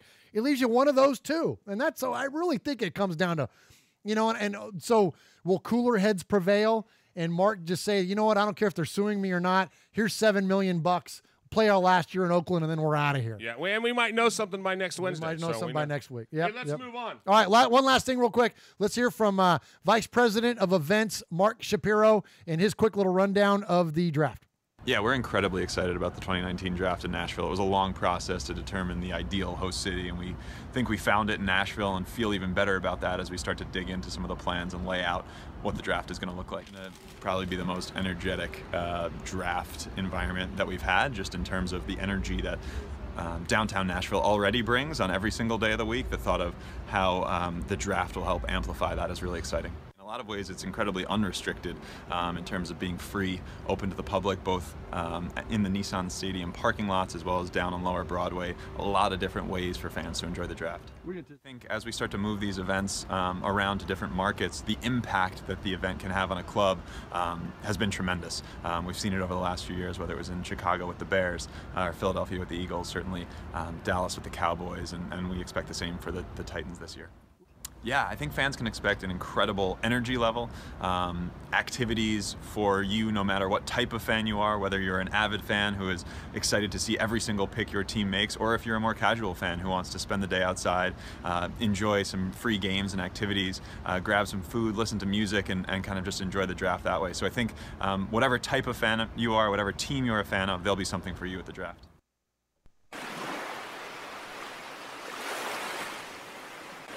Fading, looking. He's under the gun. He's fired. He's thrown. It is. He caught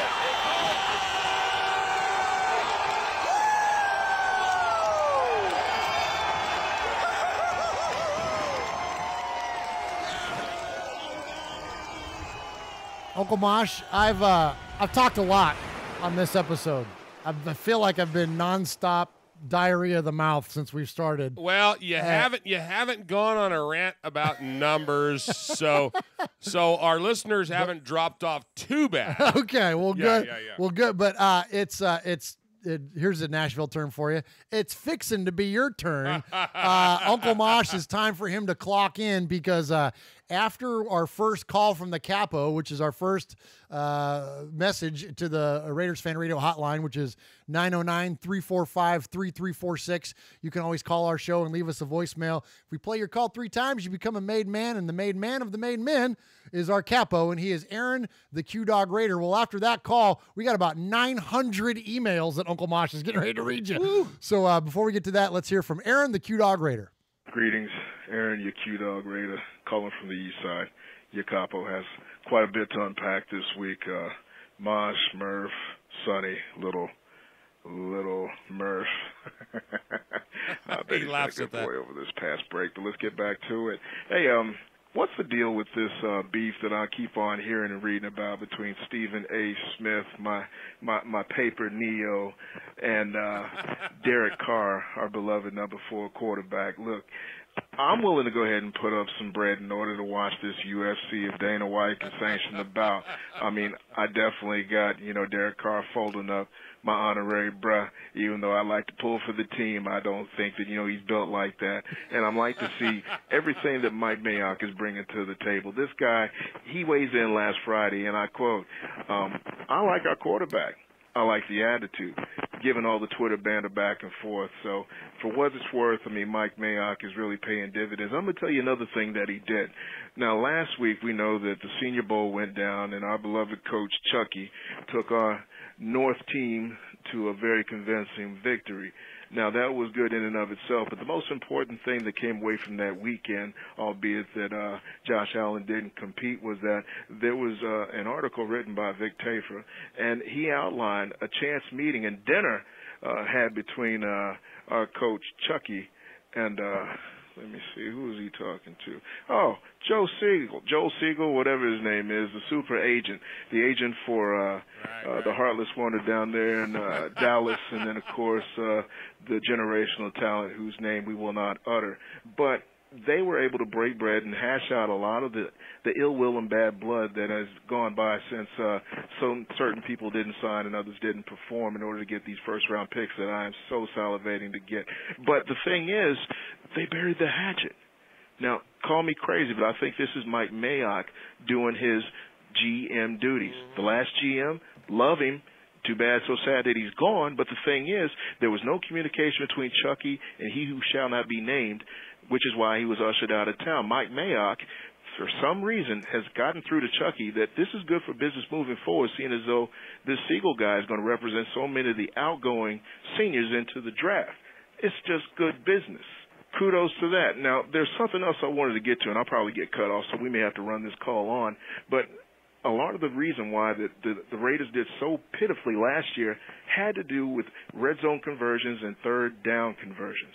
Last year in 2018, we were damn near at the bottom of the league with 37.1 and 53.5% respectively.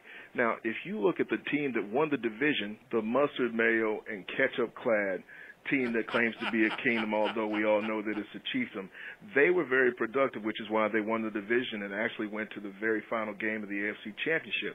Let me talk about what they did in order to succeed. They converted 47.2% of their third downs and scored 71.8% in the red zone, whether it be touchdowns or field goals. We pale by comparison. If we shore that up and get a linebacking core, I think, we will be able to be in the hunt in 2019 in order to make the playoffs. It ain't hard. It ain't rocket science. Now, we've got over $70 million in order to spend. Let's spend it. And getting back to Siegel, I've come to find out that Siegel is representing Josh Allen, the all-world senior linebacker coming out of the University of Kentucky. Chucky smart, Mayock smart. No wonder they sat down and had dinner with this guy. We need to get Josh Allen. Siegel's the way to make it happen. That's all I got for this week. Oh, what am I thinking about? The hit list, the entire linebacking core. This call is dedicated to the cute automated Apple voice chick. I don't know who this person is, but my goodness, she sounds sexy. She can get it. Rue y'all. He's out of control. He's the best. I love it. He's the best. So great call as always. Amazing stats in there, and I'm with him as usual. Something interesting though. So that meeting that he's referring to did go down during the Senior Bowl. He's absolutely dead on that. And something that's interesting that came out of that meeting. So they sat down and had dinner with Joel Siegel. And per The Athletic, who our buddy Ted Wynn, you can hear my interview with Ted just a little bit ago, but per The Athletic, who Ted works for, it says in an article on their site, at some point during dinner, Siegel picks up his phone. Now, Joel Siegel, as Q-Dog mentioned, the representative for Amari Cooper and for Khalil Mack, picks up his phone, dials a number, and hands it to John Gruden. It was Khalil Mack. The two chatted for a while. Gruden congratulated him on a great season. Mack wished him luck with this year's draft and good luck turning things around. Gruden hung up and said that was pretty cool. Well, so they didn't talk at all last season when Mack was holding out. And then, of course, the Raiders traded him. But they had an opportunity to have a conversation over dinner, and Q-Dog is absolutely right. They're making nice with the guy because I think Josh Allen is on their short list of players to be drafted. I don't know if he's going to make it to the Raiders at number 4, but they're certainly doing the right thing to set themselves up to, if they do draft him at number 4. Now, look, the rookie contract's going to take care of itself, but when it comes time to sign Josh Allen to a long-term deal, they've already got a relationship in place. And again, not only for Josh Allen, but numerous other players that Joel Siegel may go on to represent that the Raiders are going to be in negotiations with. So great call, as always, Aaron, and that's a really cool story to come out of Senior Bowl. All right, Murf. All right, your turn. Clock in, Uncle Mosh. Oh, my goodness. I'm going to lean back here and watch you work. Well, so what's new, right? The cameras don't show what I do around here. Everybody always asks me. I was gonna make a joke about dropping trowel, but I'll say that. Oh, don't tempt me. So I get a lot of folks will ask me, "Hey, wow, man, Raider, the fan cave is amazing. You guys' studio is outstanding, and it's so cool. Blah blah blah." And they're like, "Well, Uncle Mosh, what does your fan cave look like? What's your what's it like in Mosh world? Yeah. And I'm like, I have to explain to my wife that football isn't played with a bat. There's not a lot of fan cave. My fan cavedom is here. My fan cave is here. So, all right. So anyway, first up, man, we got a ton of emails to get through. So I'm going to run through these. Running Bear was our first emailer, and he says, "Hey Murf Mosh, I'm thinking about where our team sits before the draft. Right now, we got 50 players under contract, but several will likely be cut out of that 50. We also have 33 free agents on this team.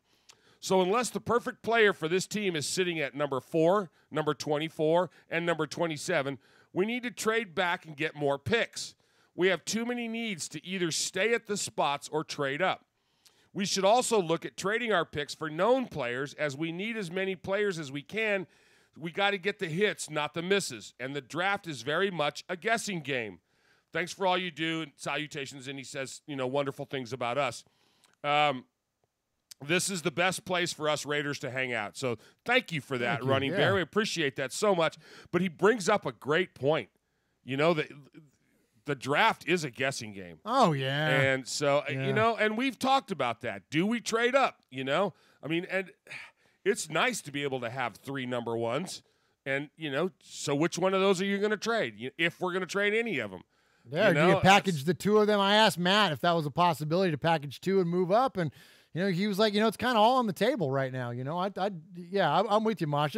It's nice to have options. Yeah, right? Yeah. Anytime you can have something to go back on, you don't want to show your whole cards all at once, and it's so fun when you think about it. That's the dynamic of the draft, man. It's 32 groups of guys that are playing chess. Yeah, it's a 32-person chess game. Yeah. That's awesome. And it's all posturing even now. That's the other thing, too, I'll throw out there, too. When you hear things get made mention of, whether it's Mayock or Gruden or anybody else, and they refer to a certain player, or they refer to, trading a player, whatever it may be, a lot of that is posturing because they want people to think. The Raiders want you, the proverbial you out there, to think that they might draft a quarterback at number 4, or they might draft because they want other teams to want to move up to go get a quarterback or to go get a player. So they're going to drop these seeds to try to get people right. They're going to try to drop. They're going to try to get people, to hook people into action. So it's a poker game or a chess match, like Mosh said. So don't buy into every little thing you hear because a lot of it's posturing, setting up the future moves. Sure, right? Sure, you bet. All right. So next up was Scotland's Dave Love. And he writes in saying, first of all, a belated Happy New Year to you and yours. I've heard all these Scottish imposters muscling in on the sea of fans and thought it was high time that Scotland's Dave Love reestablishes his position. You guys gave me the moniker after all. So a couple of things he wanted to touch on. Today's the 21st of January. That's when we got this. Widely known, at least here in the UK, as Blue Monday. Okay. I didn't know that. Did you know that? It's called Blue Monday because it's supposed to be the most depressing day of the year after Christmas festivities because Christmas has become a distant memory, and the credit card bills start arriving today. Yes. Well, not this year, Raider Nation. That's what he says. Oh, okay. All right. So, first, the condiments get their just desserts overnight, UK time, and return to their rightful place out of the playoffs. And then the rumors are proven true that the silver and black are coming back to Blighty this autumn. Happy days. So he's, Yeah, they're coming. They're headed to London again, playing the Bears. So this past year was a tough one to take for Raiders fans, as it was for me personally for all sorts of reasons. I know he's not going to bore us with those. And he says, who knows what this next year will bring, but I'm choosing to believe the only way is up and the journey starts today.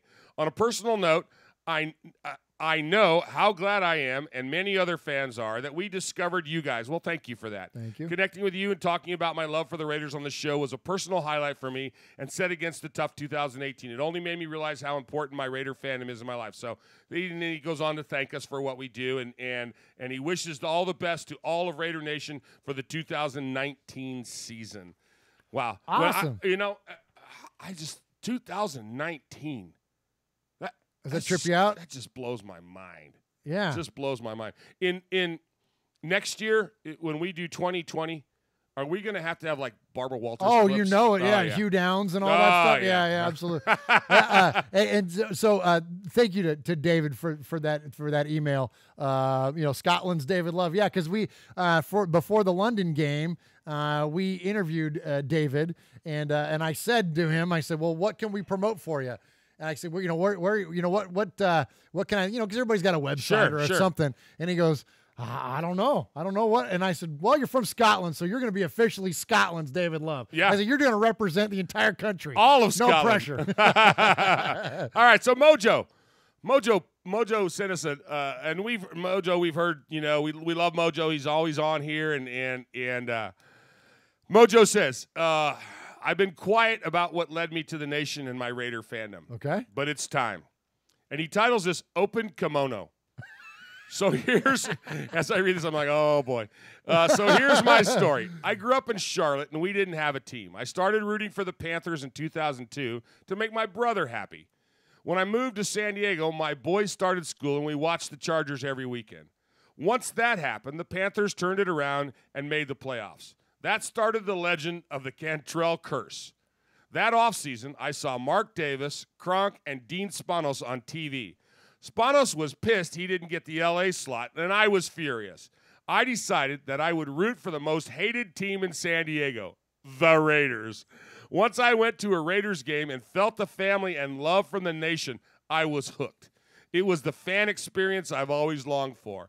I took a lot of beep for it now, but now I'm tattooed and I've been the nation for 4 years. There's no turning back, and there's no desire to.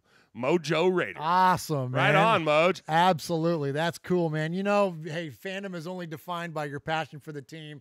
There's no length of service. You know what I mean? Right, There's no award for that. So that's awesome, man. You know what? His first game was at San Diego, so his first Raider game was a home game. Absolutely. So this next one comes in from one of my all-time favorite monikers. I just love this name, Lino the Full Metal Mexican. I love that. That's awesome. I just love it. That's Salutations, Raider Nation. I salute you, the listeners. The Capo, our made men and women, Uncle Mosh, Murf, much respect and greetings from Los Angeles, where everyone is a bandwagon Lambs fan. Nice. Anyhow, I'm writing to you guys because I need to get something off my chest. I enjoy the environment that you created, and I'm all for positive vibes and lifting the Raider Nation to unprecedented heights and sights. I go by the Full Metal Mexican, and I've popped in and out on the chat while you guys are live, but due to work demands, I'm not always able to come on live. I love the vision that is Al Davis. He took something and made it so that all colors and creeds could come together and work toward a common goal, a commitment to excellence. I get along with most people, however. Like so many of us, our passions go beyond the Raiders, and sometimes we lose focus on that. For example, I was in a heavy debate about conservatives and liberals, and someone who is a Raiders fan said, I was a sellout, fascist, and a fraud just because I have a different political view than theirs. For the record, I'm not right, nor am I left. I'm somewhere in the middle. My point is, Raider Nation, we can't always agree on everything, and to put someone down or our very own people just because we can't see eye to eye on issues, looking at you, Mikey Raider, LOL, cough, cough, Coach Gruden, doesn't mean we're not all part of Raider Nation. To close out this message, I know that some of our people are not in the same political spectrum, and we should keep political views and social issues out of football. God bless the Raider Nation, and I believe firmly that whatever happens in Vegas started all in Oakland. Sincerely, Awesome. Lino, the Full Metal Mexican. Awesome. You know what? Sometimes it's good to just come out there and say, man, let's not forget. This is about football. Yeah. It's about football. Yeah. It's about football in the community of fandom. You know what I mean? And he mentions the environment. And I will tell you this. When we talked with Alexis Stabler down at the Senior Bowl, we ended up chatting for about another equal amount of time after the microphones got turned off. They're still, and I wish I would have recorded the conversation further because she went on and talked about how she felt Gruden was doing with the team and whatnot. But anyways, one of the things that she said is that she's like, well, what do you think? And I'm like, I'm overwhelmed. I'm like, There's, everybody that's here and running around. I said, it's for somebody like a fan. I go, just a schmuck like me to be here. I said, I feel like a fish out of water. And she goes, you shouldn't feel that way. And I said, well, I do. And she goes, what you guys have built, the community of people that you built. She goes, that's really awesome. Like, wow. I wasn't fishing for a compliment. I didn't bring up anything. Her point was exactly what Lino said. And look, and she was very gracious in her comment about saying we had built nothing. We flipped on some microphones and talked about our football team. You guys built this. Everybody that's in the chat are the ones that get together and have built and consist of the community of Raiders fans. And that is so freaking cool. And it's my favorite thing now about doing this. As much as I love doing the show and talking about the team, the two things that I love most about this, hanging out with my uncle and the community that is now formed in our chat. Absolutely. And the feedback we get, that's what it's all about. So absolutely, Lino, fantastic email, my friend. Great job. All right, so next up is Kevin the Raider, Kev number 2. Kev number 2. Oh, you're you still picking bones with him, or you still a little red butted about him being in my chair, man. Hey, fellas, it's been a while. Sorry I haven't been in touch lately. I started my own business and been flat out. No, that's a different Kev. Oh, we got Kevin the Raider Nerd audio. Oh, was that supposed to come after that one? Yeah. Oh, my bad. My bad. I put that in there to give you a break, but go ahead and do Kev from Scotland. Kev. Go ahead and do Kev from Scotland. My bad. Go and do that. Go and do that. So I'll do that, but then we'll go back, and then you can yell at Kevin the Raider Nerd. Yeah, okay, my bad. No, you're good. But listening to the show where I can is always the best out there. Let me just stop right there. It's so weird for me to read when people send us accolades. I know you skip over it a lot. I do, and for those of you that send emails and you say wonderful things about us, man, we appreciate these. I cut and paste them. I got a little book here, and because I love that, man.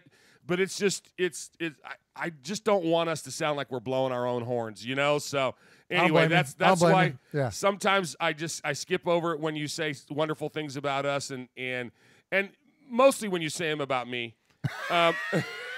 There's more of that. Yeah, and the ones that are always the best are the ones that start off, "Hey, Mosh and Murf." When they put my name in front of yours, it makes me really happy. Yeah. Anyway, moving. Anyway, ones that go, "Hey, Uncle Mosh," and that other guy. Yeah. Hey, Uncle Mosh, and that guy whose house you're at. Yeah. Okay, so who bought all this equipment? Anyway, so now that it's been announced that the Raiders are coming back to London in 2019, I want to know if you guys are considering making the trip. It'd be amazing if you guys and some of Raiders fans radio listeners could come over and we could get together. Safe to say the Silver and Black UK are already making plans for yet another huge year of events, for all of Raider Nation from all over the world. Not much to discuss about the Raiders just now other than the coaching changes and the fact that DC wants to join the UFC and beat up some media fools. He doesn't just say one media fool. He says some plural. I've just listened to the episode and interviews from Mobile, Alabama. Great job, Murf. Love the photos you posted on the Facebook as well.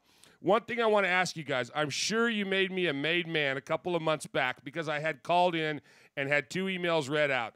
Lately, though, you don't mention me on the list of made men. Have I been punted, guys? Really? LOL. Please say I haven't. You know I'd call in more, but those international call rates are horrendous. Hopefully, I'll be able to get back to turning it into the live podcast and joining the chat room again. Those guys are the best, and absolutely they are the best. One other thing. I need a Raider name. Any suggestions? Maybe we could ask the listeners to give me a cool ass Raider name. Speak to you soon, fellas. Just win, Kev. Well, actually, Kev, we're pretty good about giving Raider names here, but that's a capo thing. So, Q-Dog. Oh, there you go. Q-Dog. There you go. I know you're listening. You're on the chat. That's on you, baby. We gotta come up with, he calls it a cool-ass Raider name for Kev. That is cool. Awesome. Right on. So thank you, Kev, for that. And no, you haven't been kicked off of any lists. No, you haven't been kicked off the list. And frankly, I'm look, as much as I love you guys and our made men, I lose track.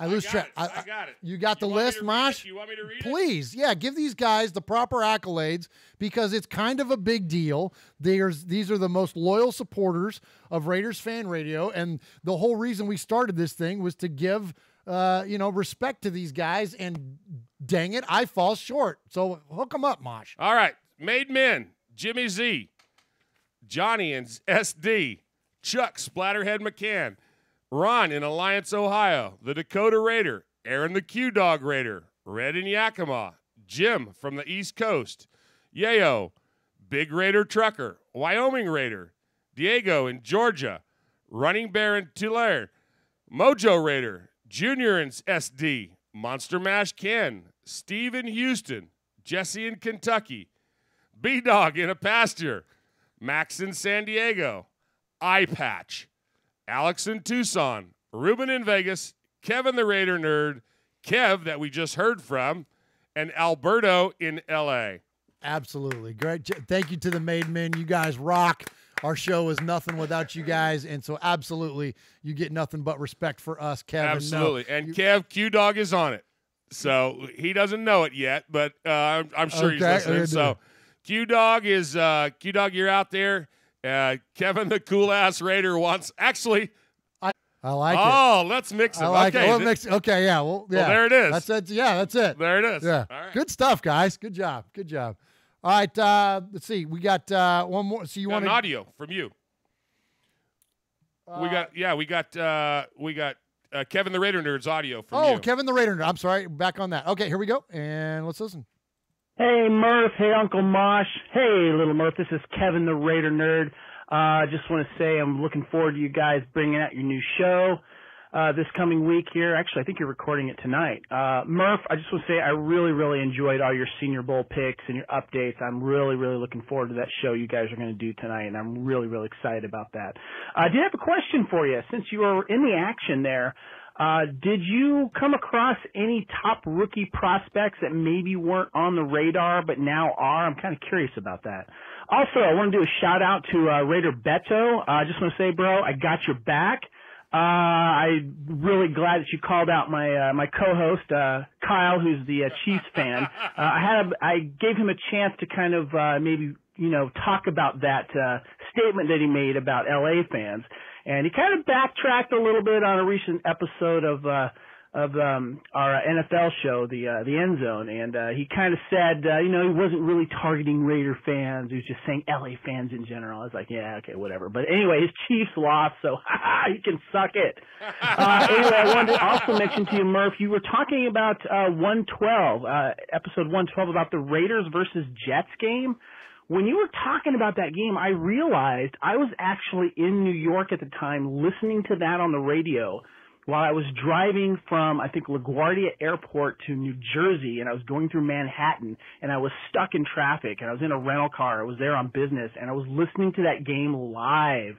And I remember I was going, go Raiders, and I can hear the game being played in other cars around me because I think it was a big deal or something. But, man, that brought back a lot of memories. Anyway, Murph, I just want to say you guys are doing a great job there. One last thing, I just want to give a shout-out to Raiders Pop Culture. I did want to mention that a couple of my favorite movies have some Raider call-outs in it. One of them being Goonies. Sloth, of course, played Matuzak, is wearing a Raider shirt in the first half of the film before he puts on the Superman shirt, but there is a Raiders logo on his shirt.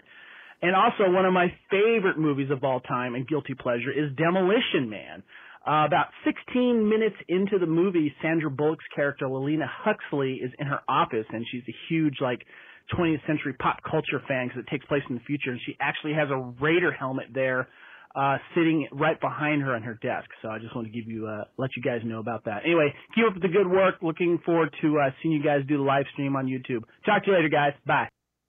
Great call, Kev, as always. And, so So a couple of things there. I've seen Demolition Man. It's been a long time, but I'm going to go back and I'll find that scene, and we'll have that one definitely featured on one of our Raiders in pop culture. And I know LA fan is definitely glad that you took their back and kind of walked Kyle back from his statement about because there is a big difference between LA sports fan and LA Raider fan. There is Absolutely. a big difference. And so in terms of players, so let me throw a few players at you. I avoided talking about players earlier because I knew that Kevin's call was coming up and asking about this. And look, I was telling Mosh before the show, I mean, I could do an entire episode on what I saw or what I heard. Look, I'm not a breaker down of film. I know enough about mechanics to be dangerous, but in terms of breaking down players specifically, I'm not your guy for that, but I can report to you on buzz. And there are a handful of players that had a lot of buzz that I overheard scouts talking about, overheard reporters talking about. And so I'm going to throw a few of those at you. So he asked for sleepers. So here's some sleepers for you. Terry McLaurin is a wide receiver out of Ohio State. Terry McLaurin was known mainly as a special teamer, balled out in the game. We mentioned about how the coaches were slapping Raider stickers on players. Right. McLaurin got 3 of them. Wow. So look for a player like him. We need a wideout, so look for a player like him to be maybe taken in later rounds. Boston College guard Chris Lindstrom. Now, we don't have a glaring need at guard, but this guy is the epitome of a Gruden grinder. This is the guy that will make a block on a running play, take out some fool in front of him, and then go find another guy and take him out too. Like, he's that kind of a guy, that completely downhill kind of a road grader type guard. Didn't hear a lot about him during the week, but during the game, really, really stood out. And then 2 more for you. Safety Nazir Adderley out of Delaware. This kid is an absolute stud, just a rock star. Now, granted, he's a safety from a small school. You could draw comparisons back to Obi Melifonwu, but he's an absolute freak and looks like he's going to be a legit safety in the league. And then last for you is a Temple cornerback named Rock Ya-Sin, by far the best name at the Senior Bowl. But Rock Ya-Sin, the fastest player there. I posted some pictures. They had these boards. I forgot to mention this earlier. They had these boards all over the place, these video boards that had like measurables from the players, like fastest sustained speed, ball metrics, like 66 mile an hour velocity to the quarterbacks throwing the football, whatnot. Well, Rock Ya-Sin had the fastest sustained speed of any of the players, or certainly of the defensive backs. And so look for him to be somebody that the Raiders might target in a later round there. So there's just a few names at you. I've got a lot more. And if you guys want to hit me up for any of that stuff offline, I'll be glad to share it. And I'll probably share more and more as we go on over the next couple of weeks. Cause again, it's so much to throw out there that I would hog up the entire episode. I'm already hogging enough. So Mosh, hit us with another email. So this one's from Ron. Excuse me. Hey guys, Ron here, long-time voicemailer, first-time emailer. So an official kickoff of the show. An official kickoff of the show. He says, Murf, it was awesome to see you get to meet so many people in the organization at the Senior Bowl. Looks like you had a blast, and I'm looking forward to hearing about it. As I look at the Super Bowl, I'm faced with an inescapable conclusion. Let me preface this by saying I can't stand the Patriots. And I got a friend who bought and consumed Gronk flakes. He watches the 2000 draft every year because it gives him goosebumps. I don't like them. But if you look at the Super Bowl teams this year, one is built by spending big money to win. Now the other spreads money through the roster and is built to be a perennial contender. As best I can tell, the Raiders under Gruden are modeling the Patriots management style. Where have I heard that before? So while I won't say I want the Patriots to win, I will say when we see the New England program as a whole, we're looking at the template Gruden is building from. I've heard that before. Lastly, I like many of the listeners to your show, don't know how to use the 3 shells, but after watching the Pro Bowl trophy fall apart like wet Charmin, I know which of the 3 bowls discussed in this email to wipe my ass with. Just give these guys a bonus and Have them do the skills challenge. Have a great day, guys. Ron. Oh, man, Ron. Awesome. Ron awesome. nailed it. He's so funny, man. Great job on the email, Ron. Yeah, I'm with you, man. The Pro Bowl is just unwatchable. I actually watched the skills competition, enjoyed watching that. It reminded me of the old days when they used to do the QB challenge and all that kind of stuff. So that was pretty cool. In terms of the Super Bowl itself, I'll be brief. I want to hear what your thoughts are too, Mosh. You know, as Raider fan, we're supposed to hate New England. But look, I also hate LA. And I don't hate LA Raider fan. We have a lot of Los Angeles Raider fans. I'm talking about from a sports perspective, growing up in the Bay Area. We hated the Dodgers. We hated the Dodgers. We hated the Lakers. We hated the Rams. We didn't like Los Angeles teams, and it hurt our damn feelings when the Raiders moved to Los Angeles. It was a weird thing for us. I've never liked the Rams. In fact, I can't stand the Rams. Now, I can't stand... In the 60s, I liked Roman Gabriel and Jack Snow. Okay. You're going over my head even with that. I know Roman Gabriel. Roman Gabriel was the quarterback. Jack Snow was the tight end. Oh, okay. And that was it. That was all I had. That was the only. That was it. That was it. That was it. I had nothing else. Nothing else. So, I mean, we got no ties to the Rams. We got no love for the Rams. So, look, I think I could genuinely say, and I love Ron's point that, look, yes, we want the Patriots formula to work because guess what? It's our formula now, too. So we want to see that thing succeed. But I would say this might be the first time, and I don't know how long, I don't think I genuinely have a rooting interest. I like, all right, whoever wins, all right, whoever loses, all right. There's, you know what I mean? Like, I can't get out of my way to hate one or the other because I don't like either one of them, really. I'm not going to go out of my way to talk about it on Monday. No.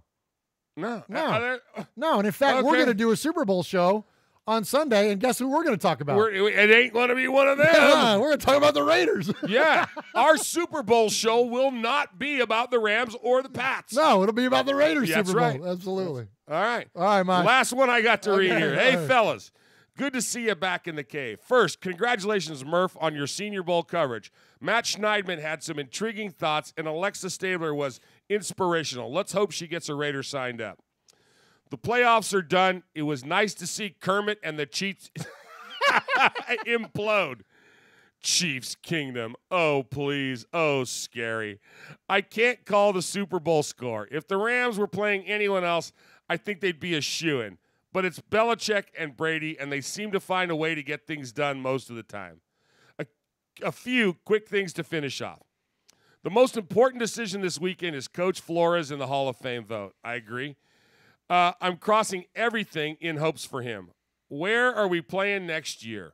Nobody seems to be any the wiser. And finally, mock drafts, gathering pace. Does anybody know how many of the serious hopefuls are represented by Joel Siegel, as it could have an impact on who we pick? I think we touched on that a little bit earlier. We did, yeah.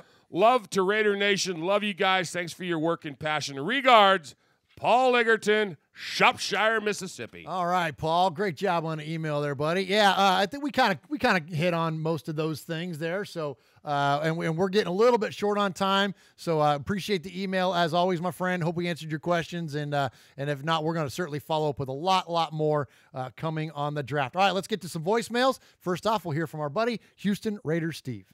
Hey, Murf Mosh, this is Houston Raiders Steve. I'm going to give you my perspective about this, where the Raiders are going to play this year. I've been a season ticket holder in Oakland since 2012, and I said I want to show my commitment to Mark Davis, Al Davis, City of Oakland, be a season ticket holder. I go to 2 or 3 games. The rest of them I used to give to charities up until recently, and then I sell the rest of the games.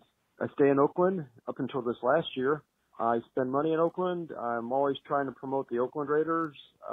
This whole thing about them moving has really got me really ticked off. You know, here I am making the commitment, flying out there, staying out there, you know, being all excited, save up my money to go out there for 1 or 2 games, possibly 3 that I go to.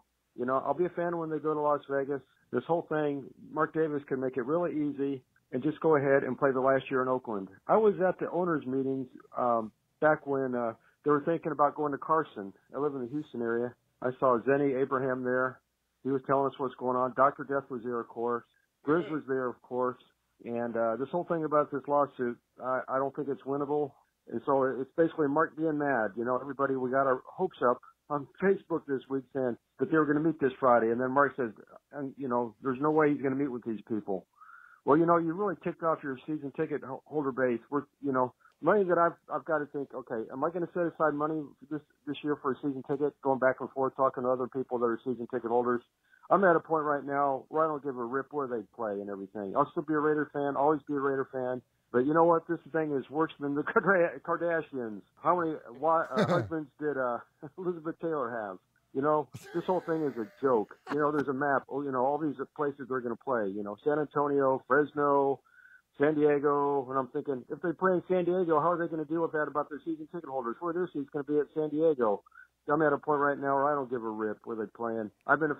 All the games that I go to for the Raiders are always on away games. So I've got so I feel sorry for the people in Oakland. They've been hosed twice now, and it just splits up the fan base. Do the right thing, Mark. Just play the last year in Oakland, get it over with, and be done with it. This drama has gone on way too long, and I'm sick of it. Great show, Murf and Mosh. Like I said, I'll always be a Raider fan. Always have been since the Heidi game, and I'm tired of the drama. This is a joke about them playing all their games over there at Tottenham Stadium. Yeah, let's divide up the fan base even more. And then of course ESPN has just always got to talk about it because it's a story. Bleeds it leads, like they used to say. Great show. God bless. Bye. Love the show. All right, thank you, Houston Raiders, Steve. Appreciate the call as always, my friend. And yeah, I mean it's completely up in the air and where the Raiders are going to play next year. And we'll just kind of stay tuned, and we might know something as soon as next week. Interesting point that he made: season ticket holders have been notified by Raiders marketing to stay tuned. Literally, that was their message, that we don't know where you're gonna what stadium your tickets are gonna be good to go to next year. So all right, let's next go to our buddy Mojo. Let's see. Let's go to our buddy Mojo. What's up, fellas? It's Mojo down in San Diego. Just called up on the recent episode 112, driving across the beautiful Coronado Bridge, going to defend democracy this morning. Just wanted to hit everybody up here, made men. A lot of chatter, a lot of talk. We got to make this a reality. Nashville, April 25th, man. I'm talking about Q. I'm talking about Big Raider Trucker. We're going to get that convoy going on. So we'll see y'all in a few months. Murf, props to you. Love that you're going to be able to give the listeners and us made men kind of a inside to the Senior Bowl. There's going to be a lot of dudes. I personally would like for you to focus on defensive players. I think the nation's with me on that. Look at those edge rushers. And for the love of God, hopefully we can get some attention on a linebacker, right? Do we not need a middle linebacker finally? Let's do that. I appreciate you. And just win, baby. Talk to you guys soon. All right, Mojo, I'm with you, buddy. We certainly need a middle linebacker, and it's time for the team to, I got into a Twitter conversation with somebody the other day, and they were like, the value of drafting an inside linebacker at that high in the draft, it doesn't work out, and it doesn't fit the metric, and blah, blah, blah. Look, I don't care what they do. As long as they do it, as long as they do something, as long as they address the position with some sort of urgency, doesn't matter to me how in particular that they do it, as long as they do it. All right, something else about that call, Uncle Mosh, was that did you catch his term in there? The song that he was referring to? No, I didn't. You didn't catch that? He said, convoy. Oh, yeah. Look, I'm old enough to remember the 1978 Chris Christopherson and Ally McGraw. That's right. They had the movie Convoy, and there was a famous song that came out around Convoy. Now, I can't play the song because we'll get in trouble. I can tell you who sang it. Go ahead with the name. D.B. McCall. D.B. McCall. Yeah. Well, I snipped out just a little bit of it, and then I matched it up with Mojo. Mercy sakes alive, it looks like we've got us a convoy. Convoy. Convoy. Breaker Big Ben, this here's a duck. Convoy. Convoy. Breaker Big Ben, this here's a duck. Convoy. Great job there, Mojo. And we'll look forward to seeing you at the draft, my friend. And okay, Uncle Mosh, let's go here from our buddy Yayo. Hey, what's up, Murf, Uncle Mosh? This is Yayo from Jersey. Man, I had to call in, and I can't get my made man card stripped from me. I listen all the time. I don't really listen to the live broadcast y'all do on YouTube because I saved the show for my work day the next day. I mean, I needed to help me get through the day. But, yeah, I just wanted to let you guys know y'all doing a great job, listening all the time. And, yeah, I seen something with my little man. My son, he's about to be 7. Feel like a proud dad, man. Little boy sits around on his tablet, watches old Raider games. I'm talking about Rich Gannon, Super Bowl, old Raider games. Sits there and watches all of them, all the new ones. He's asking me for nothing but Raider gear for his birthday next month. Yeah, I'm proud, man. Doing a good job, I must say. But keep up the good work, man. Go Raiders. All right. Nice. Thanks, Yayo. Thanks, Yayo. Absolutely. And raise them right, raise them Raiders. And no, you're not going to lose your made man status. That was my mistake a couple weeks ago, even to even suggest it. So no, that it's not going to go anywhere. All right, Uncle Mosh. Next up. So speaking of made, we're going to hear from our buddy Mike Sen in Colorado. This is Mike's third call, so he is now officially a made man. Murf Uncle Mosh. This is Mike calling from Colorado. Third time caller. Trying to become a made man. Finally came up with my Raider name as a hardcore Raider. Just wanted to give a shout out. Thanks for interviewing me. Anybody who hasn't seen it, please check it out. On December 27, 2018, Murf interviewed me.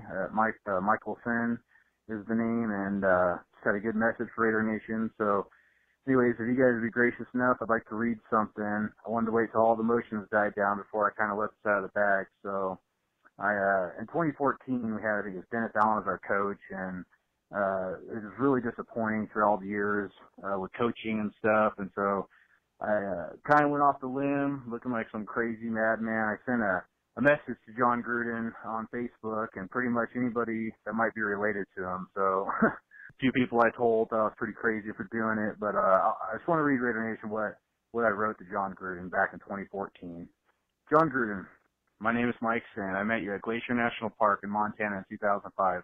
I tried not to draw attention because I wanted to be respectful, but I think I said something stupid like, I'm the biggest Raiders fan ever. You said, yeah, I used to be too. I wanted to say more, but I was so nervous I think I was shaking. I never had the chance to tell you my story, so I hope you'll read this. My dad was a diehard Raiders fan, and so am I. My dad died that year in 2005 from a horrific car accident. I went up to Glacier National Park when I saw you to drop off my dad's ashes there. It was very ironic how you happened to be there at the same time at the spot I was going to put my dad's ashes. My dad and I loved you as our coach, and we always held on hope that you would return back to your home, away from home, the Raiders. After my dad died, I joined the Army as an infantryman. I deployed to Iraq once while my brother deployed 3 times. It's crazy the things we take for granted here, but being over in Iraq with my life on the line, every day, football helped me feel at home and gave me hope and motivation when I needed it. So what does this have to do with you, Mr. Gruden? The last 10-plus years, the Raiders have gotten away from their image and what it means, really ever since you left or Al Davis making you leave. You took what it meant to be a Raider by the horns and embraced it, instead of shying away from it. Please come back home to the Raider Nation. We need you. So, in that letter, I mentioned on the unfinished business. Well, Gruden in his press conference said that he had unfinished business. How's it different from other teams to be a Raider? From, Randy Moss, Warren Sapp, all these guys were big-ticket items who just did not produce on the Raiders. It is different to be a Raider. I knew and know that John Gruden would embrace what it means to be a Raider, and that's what Raiders have gotten, players and stuff have gotten away from, and coaches have gotten away from years and years, And I just feel like Gruden would bring that. We need a tough, hard-nosed coach that bleeds silver and black. Okay? Guys that work hard work pays off. I guarantee it. I'm not a fan of Gruden because of his image or anything like that. It's because he's a fighter, and I saw the fight within the guy. And I have the same fight within me. That's why I wanted John Gruden back.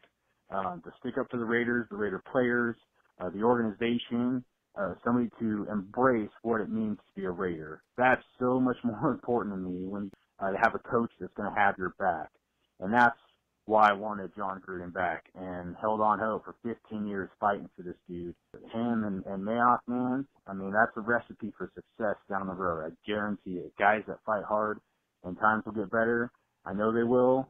And to all the haters who've been hating and jumping shit, man, you guys you're going to be sorely sad that you did once we turned the ship around and we're sailing in the right direction. The ones that are sticking with us and supporting us and not hating, man, keep up the good fight, brothers. Well, there's only one nation under God, it's the Raider Nation for life. What happens in Vegas started in Oakland. Love you guys. Bye. Wow, great call, man. Isn't that awesome? Yeah, great call for your third call, for your made man call. Absolutely. So congratulations to Mike for being a made man. Do you have the made? You do. Aha. Oh, you know why we're here. Oh, that's the old one. That's the old one. I always mix those things up. Let's see if it's this one. There it is. You are a made man. You showed you are part of the family by participation. By chance, a man like yourself should make enemies, then they would become my enemies. Showing you are a friend of Raiders Fan Radio, you have leapt across the line. Friendship is everything. Friendship is more than talent. It is more than the government. It's almost equal to family. Be loyal. Made man, Raider fan. Someday, and that day may never come, I'll call upon you to do a service for me. But until that day, accept this as a gift. And don't ever forget, words can hurt more, but silence can break hearts. All right. Nice job, Mike in Colorado, and congratulations to you and to all the other made men, and thank you to Kev in his email being made there. So congratulations to you guys, and thank you as always for the support of Raiders Fan Radio. Uncle Mosh, we're going to close it out today. We have 3 of the next 4 calls are brand new callers. So first, let's go ahead and let's hear from our KG veteran, which is Alex in Tucson, and then we'll finish out with 3 brand new calls. Uncle Mosh, Murf, this is Alex Sandoval from Tucson, Arizona. I'm here at home right now watching the Senior Bowl practices on NFL Network, and the analysts are talking with each other. And one of the questions was there a position group that you weren't too thrilled about coming into the Senior Bowl that have actually surprised you, that have changed your mind about them and come through? And the answer was yes. There has been a position group, and that would be the offensive line for the North. The North is the team that Coach Gruden is coaching. I wouldn't be surprised if we took 1 or 2 more linemen early in the draft this year. We have to protect Derek Carr. Our offensive line didn't do too good this year. He got sacked a lot. We need some guys for the future, for Vegas, who are going to protect Derek Carr. I thought that was really cool. I thought that was really interesting. Let me know what you guys think. Anyways, have a good day. Bye-bye. All right, Alex, great job, and thank you for calling the show. And yeah, so here's a couple names for you. I mentioned Chris Lindstrom earlier. He is the guard from Boston College. Also look for Dalton Reisner. He was another name that came out from the North squad, and there are a handful of others, but those are the two. Again, I mentioned I'm not a studier of film, but I can understand when there's buzz about players. Sure. And those were 2 of the guys. So certainly, yeah, absolutely. It goes back to everything that you said as well. These guys, the coaches had a chance to meet these guys in person, get a feel for them, what their character is like, and so certainly look for those couple of names maybe later in the Raiders draft. All right, Uncle Mosh, let's go to, I mentioned we had 3 new callers to the show, and our first one is Rev Raider. So welcome to Raiders Fan Radio, Rev. What's going on, Murf and Uncle Mosh? My name is Brent. I'm a first-time caller. I guess you could, AKA me, Rev Raider. Rev is my old rap name. I've been a fan of your show for quite a while. Sometime this is my first time calling, and I just wanted to say it was a nice weekend this weekend. The Kansas City Chefs, they weren't chefing up anything this week against the Patriots, and I'm happy about that. As far as chefing up anything, I say they weren't chefing up any sugar honey iced tea at all. and I'm very happy about it. My dad was laughing at me. He was just like, why aren't you rooting for the Chiefs to win? I was like, because I can't support that, me being a Raiders fan in the least bit. Amen. And I was like, and I agree with Murf. If you're rooting for the Chiefs, you're doing it all wrong. My dad's a Cowboys fan. You know, I told him I'm just a new, improved version of him. Nobody's perfect. You know, I just call his team the team that we unloaded that clown Souflaki Snoozer, because he's food. Also, it was just also a crazy weekend with the playoffs, it seemed, because I know the feeling now that the Saints fans are going through, because we had the no-tuck rule, and they just had a no call at all. One of the worst no calls I've ever seen. Those are just a couple of things that I wanted to say. I enjoy the show. You guys keep doing your thing. I love it. And I can continue to support you guys. Have a good one. Awesome call. Thank you very much, Rev Raider. Awesome job. Souflaki Snoozer. I love that handle. That was the best, man. Welcome to the family, Welcome Rev. to the family, absolutely. All right, next up, let's go to our buddy. This name threw me at first. It's Viking Raider. So if I think Viking, immediately I'm thinking football team. Right. But I'm assuming he's like from, whatever, the Great White North or something, or you know what I mean? That type of a Viking, big horns and a big mustache and beard or something like that. Uncle Mosh, Murf, what's up? This is Love the this Viking guy. Raider. I'm here to tell you I need your guys' help. I'm stuck in the middle of ketchup and mustard land, middle of KC Chiefs country, and I don't know any Raiders fans. I need help. I need to find me some Raiders fans. My wife is a huge Chiefs fan. I can't handle it. I'm outnumbered, outgunned. I'm in trouble. I need I need Raiders fans, not Chiefs fans. Help me out, guys, please. All right. Viking Raider stuck in the middle of ketchup and mustard land. I love it. Hey, KC Raider Nation, man. You Absolutely. can find them on Facebook. They are not hard to find. They are an awesome Raiders fan booster club. Just go to Facebook, type in KC Raider Nation, and you'll find them. And also, I will pass this on to our buddy Chuck Splatterhead McCann and his crew at the Fan Club Blitz. Those guys are the absolute authority on booster clubs. They interview Raiders booster clubs from all over the country, and I know for sure they went to a KC Chiefs booster club, right. But I think they've also had KC Raider Nation on their show already as well, and I know we have talked to those folks also. Anyway, find KC Raider Nation. They are an awesome booster club out there in the Midwest, in the middle of ketchup and mustard land, as he refers to it. Okay, so this last one, James in Arkansas. Now, James has been he's sent us a bunch of emails before. We've conversed with him through social media and stuff like that. And it's kind of we don't apologize for our folks, and we as radio hosts, podcast hosts, whatever you want to call us, we poke fun at each other, and we have a lot of we do stuff, Yeah. and we mess with your voices and stuff like that. Well, James was a little apprehensive on calling in because James is a vet and he sustained an injury, and first and foremost, we applaud him and all of our vets. Absolutely. We're all in that DD 214 class, and those of you that have served know exactly what I'm talking about. But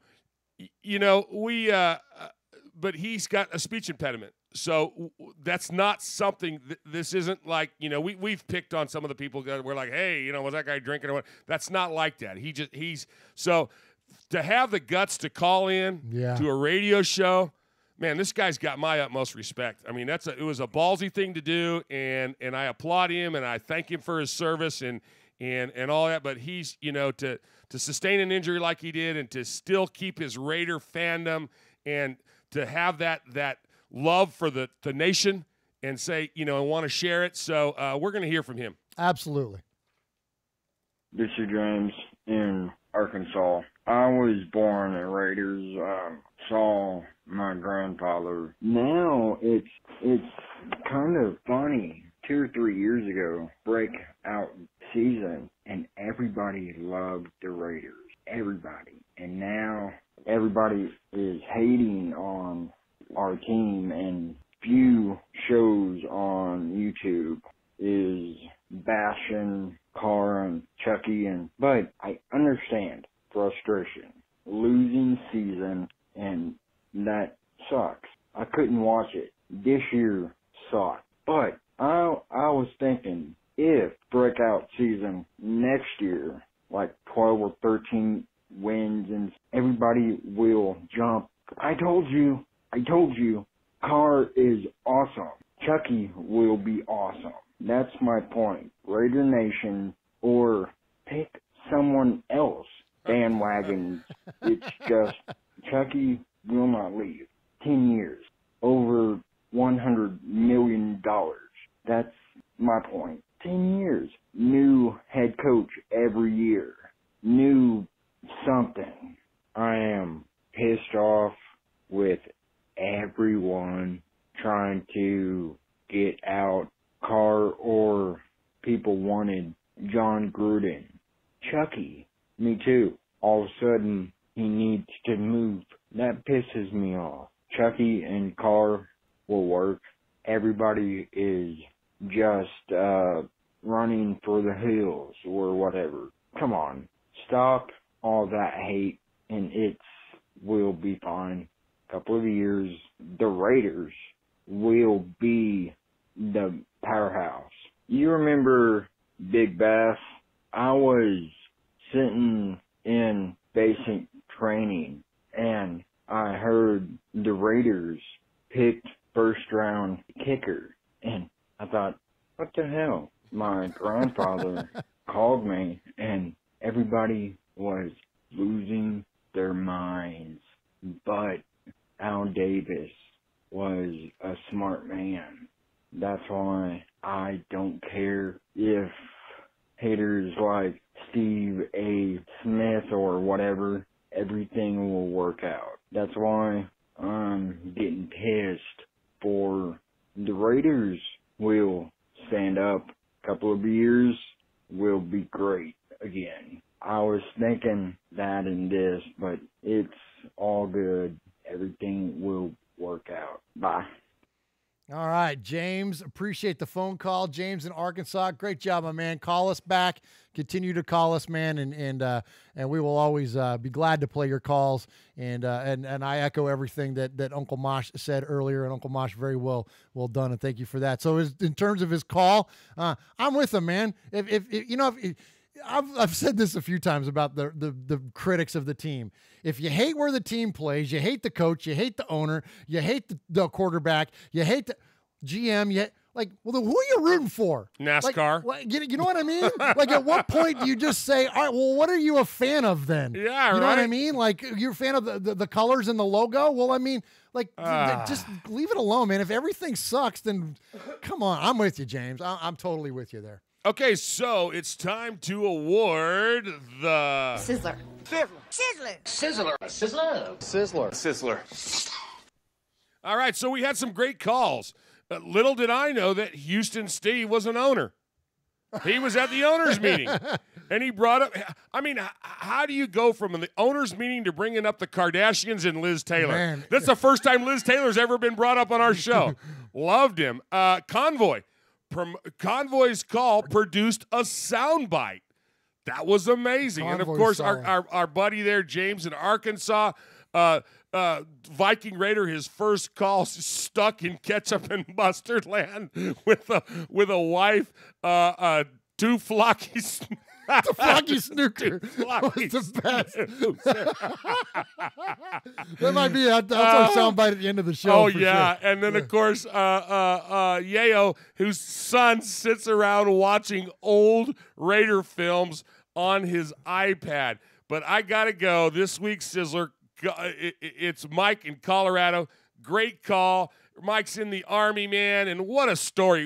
And all about a letter and spreading his father's ashes. I mean, we talk about our fandom here all the time. We're always talking about what's your lineage? How did you get started? It always goes back to a dad or a brother or an uncle or whatever that got us in, you know, and then to turn it full circle and talk about his unfinished business and to read that letter, man.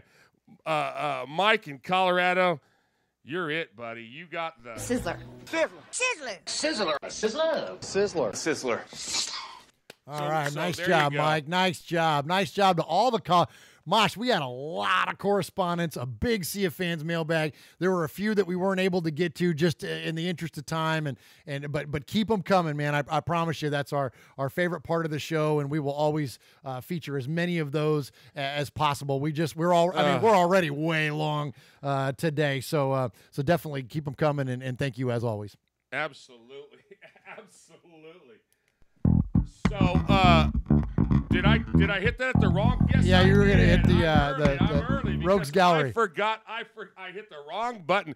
You know, it goes back to the sausages on the end of my fingers, and the fact that you did bring home some Reese's, and I have been munching them when the camera's not on me. So my bad. We are Metallica, and we are here for your Oakland Raiders. You know why we out here, and we ain't playing around today. From The Walking Dead to errant Jedi Knights, Raiders fans are a rogues gallery.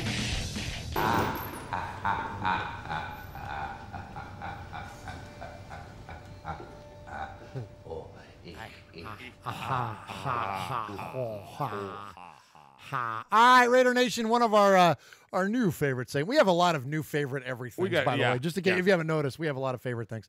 One of our new favorite things is Raiders in pop culture, and that is where you send us different sound bites and whatnot, and we let me back up. We're at the end of the show, Mosh. I'm starting to run out. Right. Has the coffee kicked off? Yeah, it's off. I'm starting to shut down mode. I'm going on Reese's over here. So at Raiders in Pop Culture, that's where you send us, whether that be a clip or a soundbite, an appearance of the Oakland Raiders or Los Angeles Raiders in pop culture. So that's in a song or on a TV show or a movie, or in this case, as a stand-up comedian, Uncle Mosh. So AK, there's a bunch of numbers after it, like 69347 on Twitter, sent us John Matuzak. So John Matuzak was famous for being in pop culture, appeared in many movies. Well, he was also had a brief stint as a stand-up comedian, and he made an appearance on the old television show, An Evening at the Improv. And now Tuz passed away, and I think it was 89. And so this is like, I would guess 87, 86-ish, probably in that range. But let's go ahead. Let's go out and hear Tuz on stage opening up the show, Evening at the Improv. Ladies and gentlemen, football's loss is comedy's gain. Please welcome Mr. John Matuzak. Thank you. Thank you, Bud. Thank you, Bud. And thank you, ladies and gentlemen. It's great to be here, you know. I played football for 10 years, and there's a lot of similarities between football and comedy. I mean, we're both trying to do the same thing. Kill them, knock them out, blow them away. Only in comedy, you don't take as many forearms to the head. People ask me all the time, they go, Tuz, they say, who are the toughest, the meanest, the strongest guys in football? Well, I figured Earl Campbell and Larry Zonka were the best runners. We got Russ Washington and Dan Deerdorf are probably the best linemen. And for the partiers, we had Joe Namath and Kenny Stabler were the best. And me, I was the best looking and the most humble. You know, my professional career as a ball player had a very interesting beginning. The number one pick out of the University of Tampa in 1973. And, of course, you know how the draft works, don't you, darling? The worst team in the league has first dibs. Well, I ended up with the Houston Oilers. Now, that's kind of like graduating cum laude from Harvard Law School and ending up a bailiff on people's court. Nowhere, man. Well, it turned out okay, you know, because eventually I wound up with the Oakland Raiders, and the rest is history.